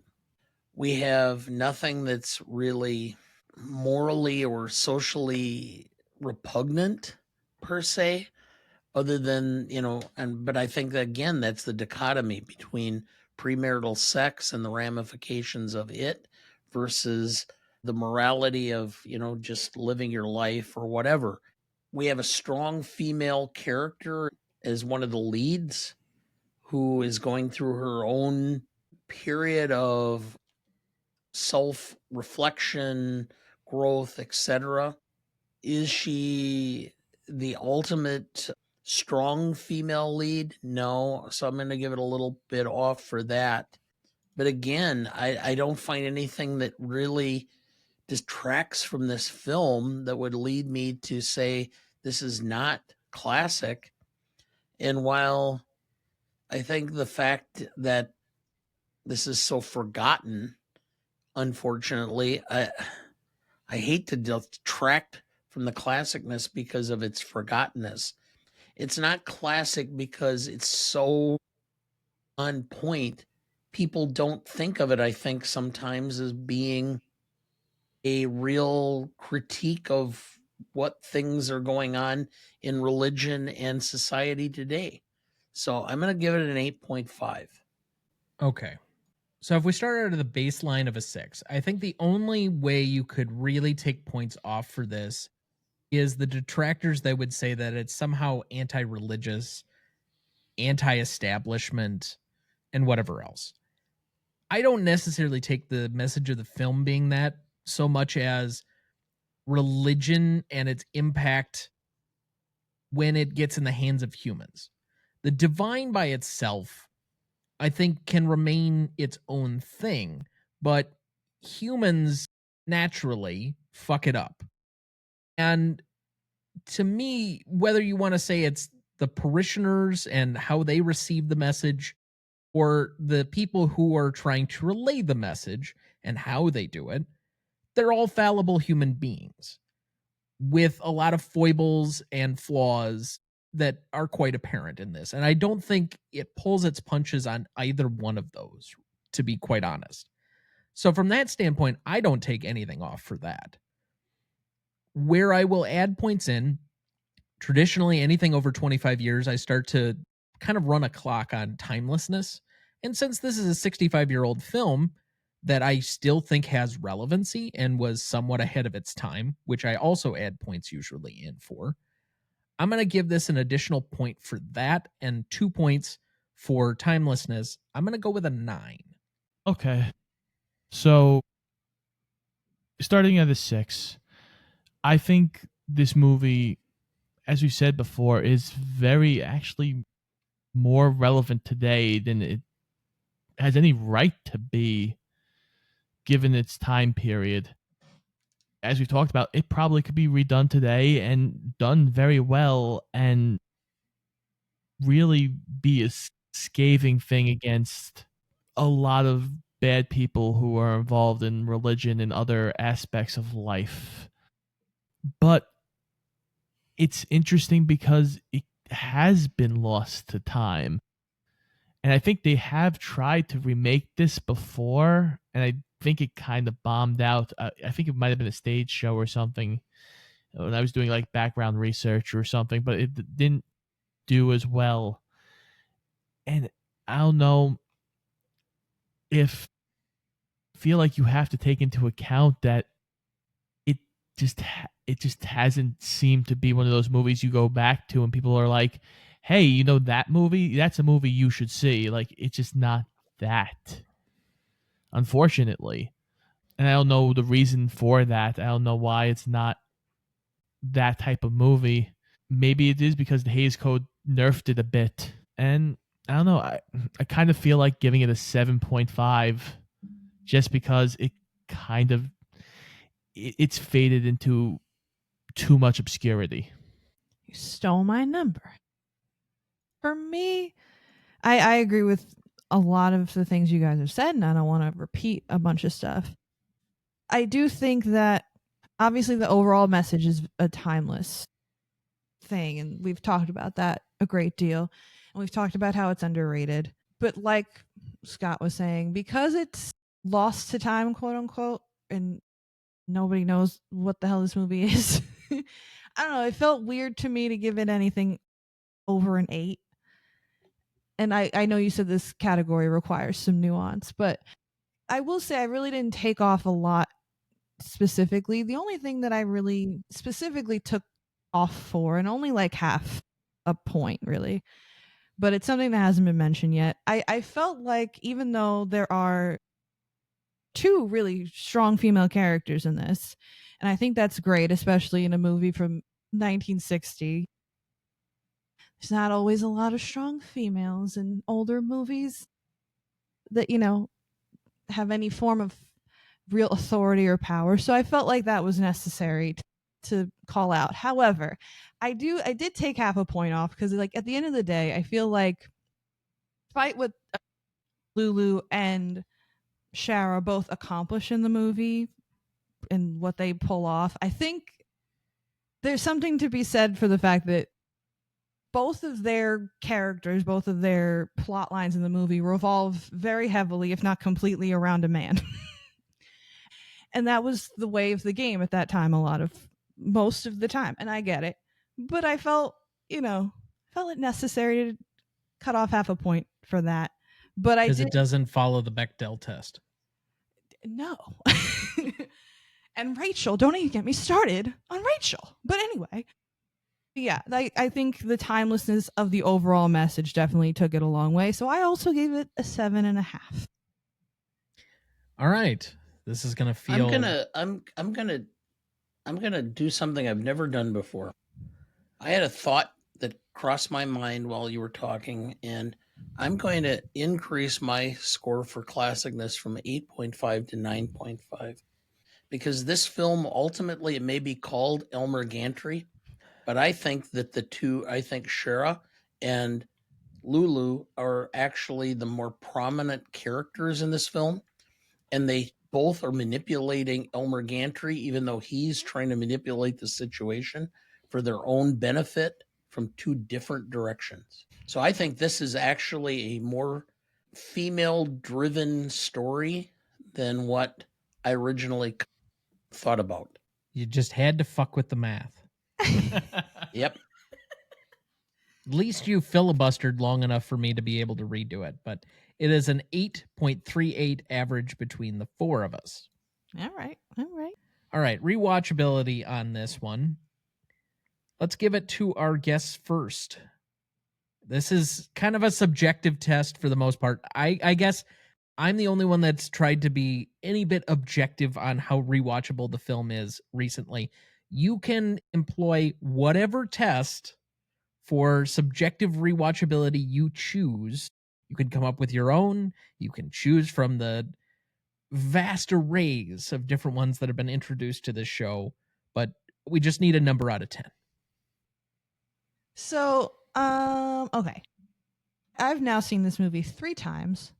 So I think that says something. I don't know what it says, but I never got bored. However, by the time I was at my 3rd watch, I could, well, even before that, but especially on the 3rd watch, I could definitely see points where you can very easily, you don't really need that cut.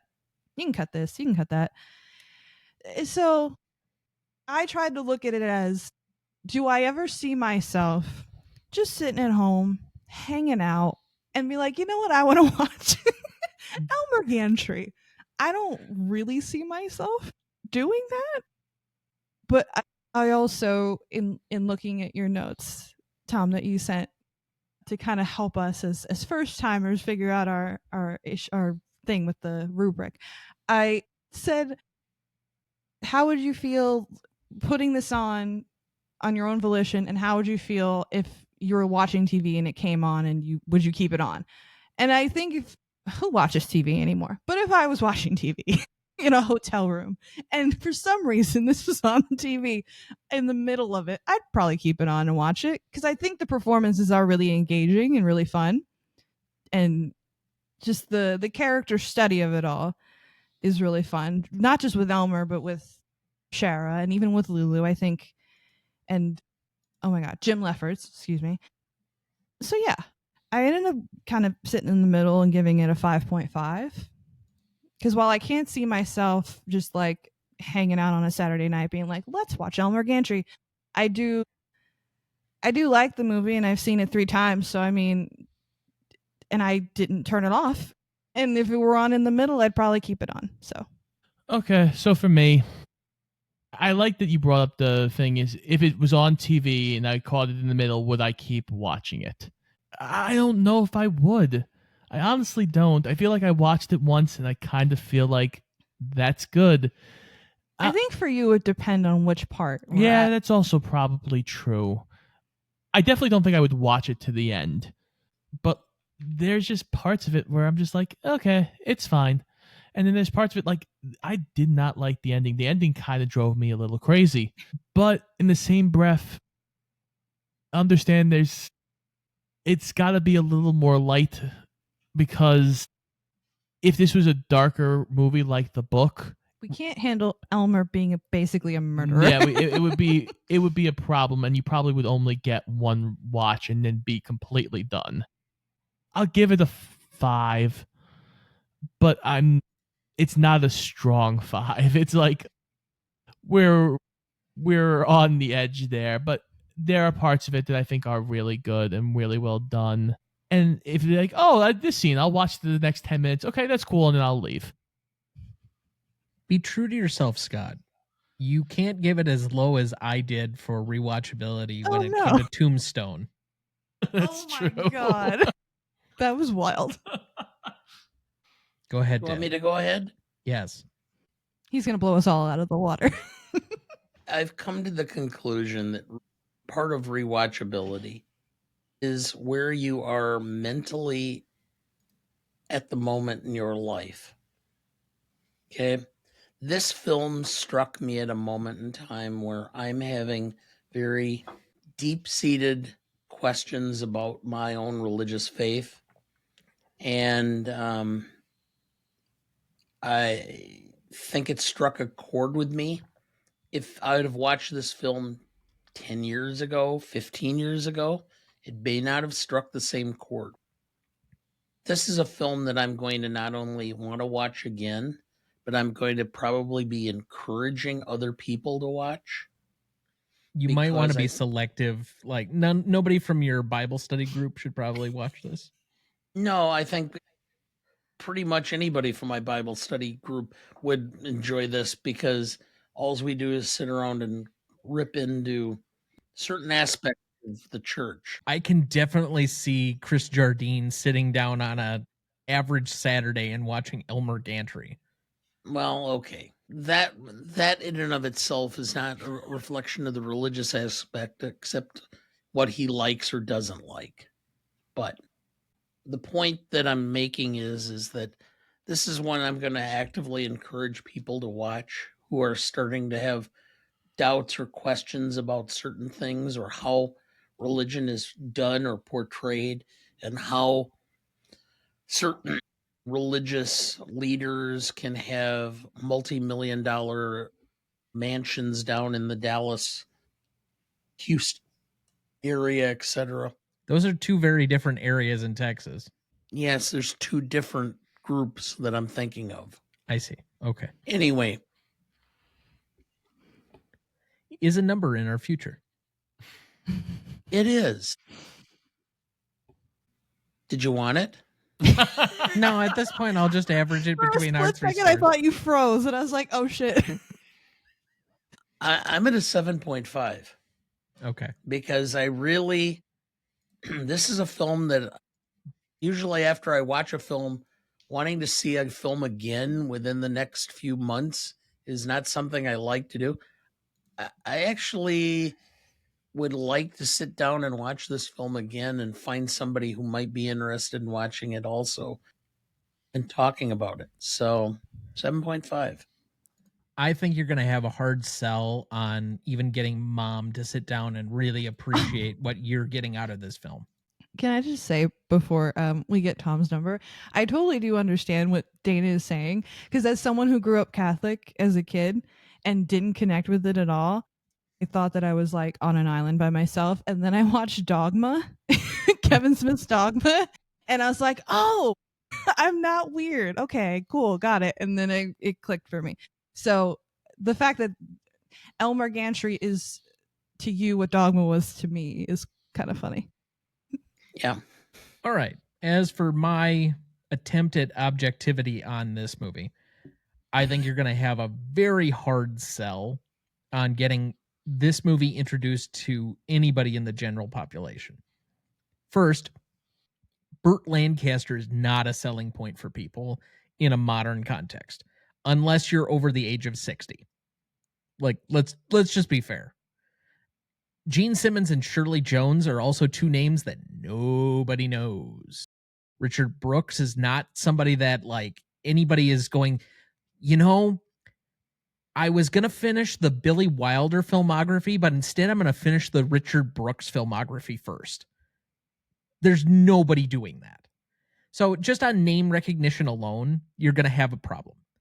Second, this movie is at least 15 minutes too long. It's a 2.5-hour movie about a very dense subject. I think it could have been cleaned up, cut up a little bit better. There are some things where it's a little bit slow, kind of like 1960s slow, which works for the people who are constantly watching TCM. But for a modern crowd who's used to stuff being a lot quicker, you can't take your time like that unless you're going to be in a Martin Scorsese film. And frankly, I'm not sure why this isn't like a inspiration for Martin Scorsese, or he hasn't tried to redo this one instead of trying to do The Last Temptation of Christ for the third time or whatever. I was just going to say, he's too busy like doing the same movie every year. Yeah, he's got like some new 70-minute Jesus film that he's doing. Whatever. Okay. Anyway, that being said, I do think this would have an audience, but it's going to be in a very selective or limited capacity. It's going to be very limited to cinephiles who like older films specifically. And so you got to kind of strap yourself in for a 2.5 hour movie about religion. So I'm going to give this right down the middle. I'm going to say a 5. And so the average on this one is going to be a 5.75 between the four of us.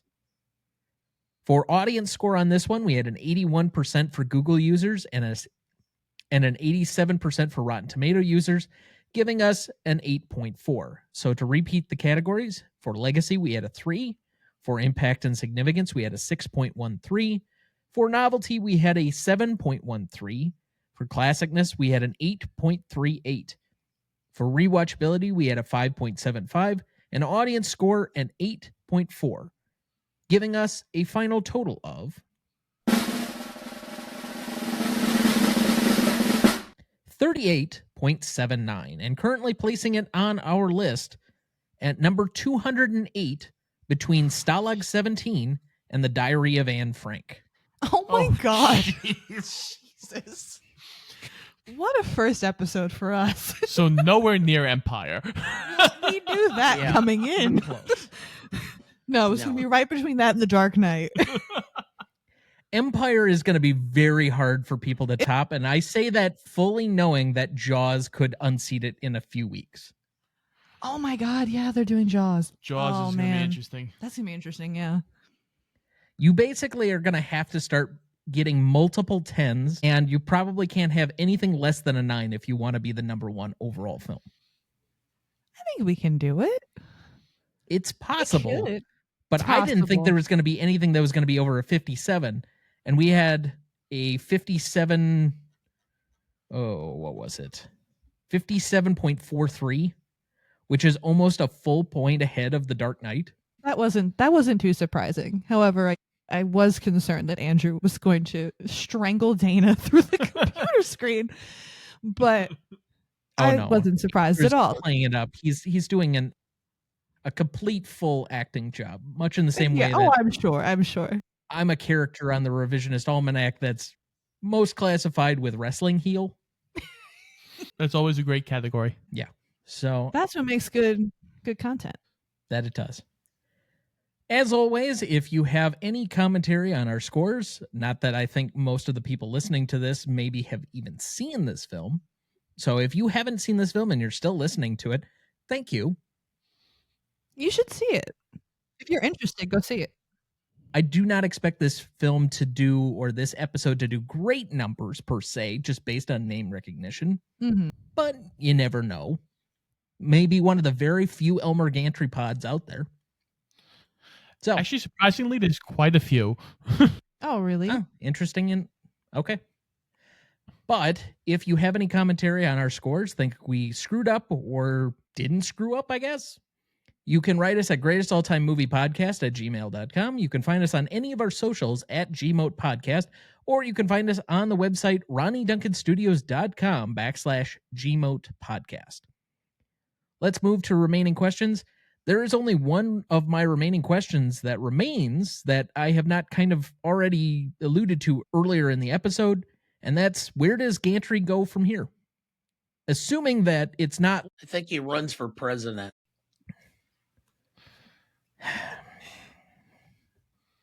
You can't wait till I'm done. No. He was bursting with that one.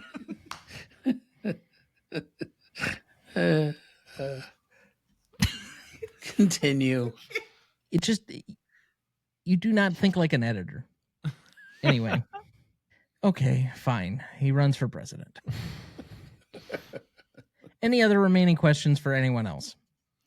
I wanted to know what everybody thought about well, we kind of talked about it, but like, does anyone actually think that she was a real faith healer? Or like, if the fire didn't happen, were we going to see her in some back corner somewhere paying off that quote unquote deaf guy? There is no other magical component to the entire movie. And so it'd be weird for this to all of a sudden present itself that she's a faith healer.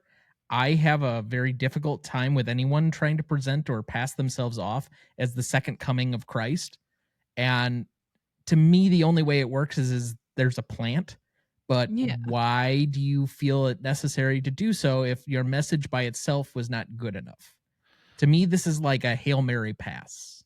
It felt like it because it confused me because on one hand, if she genuinely believes that she is some disciple of God, and she is in such belief of it that she's willing to literally burn herself alive in the house of God because God's going to save her, so on and so forth, then why would you have a plant unless like Bill did it or Yes, what I that's mean? exactly it. Okay. Which is that makes Bill that makes- or I doubt if it was Gantry because he kind of became disillusioned at this point. Yeah, he wasn't around.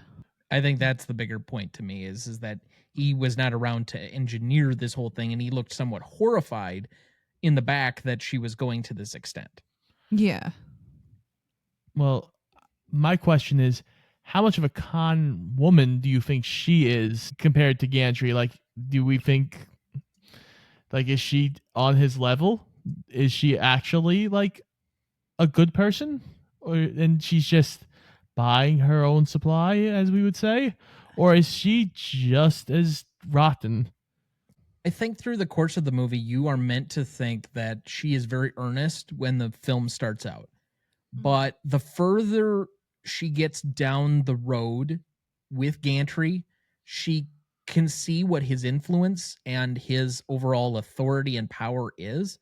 And that becomes, or I guess not envious, but she covets that kind of power that he has.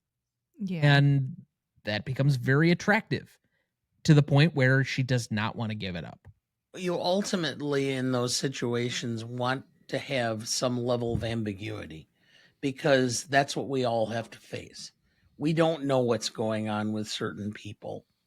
We can assume, we can kind of imply, we can kind of see the deductive reasoning of where things are, but we never know. There's no certainty. Okay, so I think that was the whole point. We weren't supposed to have any certainty as to what she really did or didn't believe at the point of the end. Yeah, I mean, even the ending, him walking off, is meant to be ambiguous, which gave Scott a little upset in his heart. He's like, "Oh, I want a clear-cut ending." But yeah, I get it. That's why I said I was like a little taken aback by her ascension. I feel like for a certain amount of time in the movie, her descent was subtle, and then once we got to the end, we're like, oh shit, she's really far gone, to the point where she's paying off people to make everyone believe she's a faith healer. It's like, I don't know, it's a lot. Yeah. Any other remaining questions? Hearing none, I would like to thank both of our guests for being on with us for their first time. I hope it wasn't too egregious. No, it was fun. Yeah, it was a good time. Glad to hear that. You are both scheduled to be back on the show next May for A Knight's Tale, which I think I've disclosed, maybe not publicly, but I will here, is a guilty pleasure movie of mine where if I'm scrolling through like Amazon and it's on and it's like a random Saturday afternoon and I have nothing to do, it's going on. I've probably watched A Knight's Tale at least 15 to 20 times. Yeah, that sounds... Yeah, when you were doing polls at some point, like you had done Knight's Tale as a poll, and you had done, I think Zoolander was in a poll, and I was like, oh my god, I have to do one of these, please. So you gave us Knight's Tale, and I was very grateful. You are very welcome. However, Zoolander was highly sought after, so... I'm sure, because it's Zoolander. Yeah. I have not seen it. A Knight's Tale? Ooh. I We're think gonna you've caught fix bits this. and pieces when I've had it on. I don't remember, but okay. Well, then again, you also didn't remember last week when quite clearly we'd done an episode of the show on a movie, and for whatever reason, you thought you'd never seen it. The movie that I remembered seeing, I had a different title to than what you mentioned. So yes, I understand. Lots of great music in Knight's Tale. So wait, Tom, do you think he's going to like it? I have no idea, but he likes sports films, and it's basically a medieval sports film. Yeah. So, yeah, probably. All right, good. Also has one of the greatest speeches. We're going to get there, Scott. I missed my introduction. Ah, yes. My lords and my ladies. Yeah, Paul Bettany's great in that movie. Mr. Jennifer Connelly. Regardless. All right. Just a reminder for everyone out there. What are you guys working on, and where can people find you? So we are Shoot the Flick. We have new episodes pretty much every Wednesday, where Scotty and I, us hubby and wifey, introduce each other to new movies. We just had our Godfather 2 episode come out because I had never seen it. As an Italian woman, I was being ostracized from my family, so it's about time I got that done. And then coming up in the summer, we got some new movies coming out, new movie reviews, new special guests. Please go back and listen to our Tombstone episode featuring Tom and Dana. That was really fun, too. Poor Scott demoralized, but that's okay. We love that. It's fun. But yeah, at Shoot the Flick everywhere on the social medias. Thanks for having us on. It was really fun. Thank you. Hopefully you won't have the Fredo effect. Broke my heart, Fredo. Fredo! So, because we are pre-recording this episode almost a month in advance, we will forego remaining thoughts on this one. So that's going to do it for us this week. Thank you for listening. So, 1,100 men went into the water. 316 men come out, and the sharks took the rest. June the 29th, 1945. Next week, for our 269th episode, we welcome back Clarissa Beckstead and Ralph Esparza to re-return to the waters off of Amityville as we celebrate the 50th anniversary of Jaws from 1975. Directed by Steven Spielberg, written by Peter Benchley and Carl Gottlieb. Cinematography by Bill Butler, music by John Williams, starring Roy Scheider, Robert Shaw, and Richard Dreyfuss. You won't want to miss that one, so watch ahead of the show by searching the Real Good app to find where it's streaming for you. That's REELGOOD. Please like, follow, rate, and review, or whatever on whichever platform you have so that more can join in on our fun. You can also email the show at RonnieDuncanStudios.com/GModePodcast or at greatestaltimemoviepodcast@gmail.com, or find us on any of our socials on YouTube, Instagram, Twitter, Letterboxd, Blue Sky, or TikTok at the handle @GModePodcast. The Greatest Movie of All Time is a production of Ronnie Duncan Studios. Our show is mixed, edited, and written by Thomas Duncan. Our music is thanks to Purple Planet Music. Our distributor is Captivate FM, and our technical provider is Riverside FM.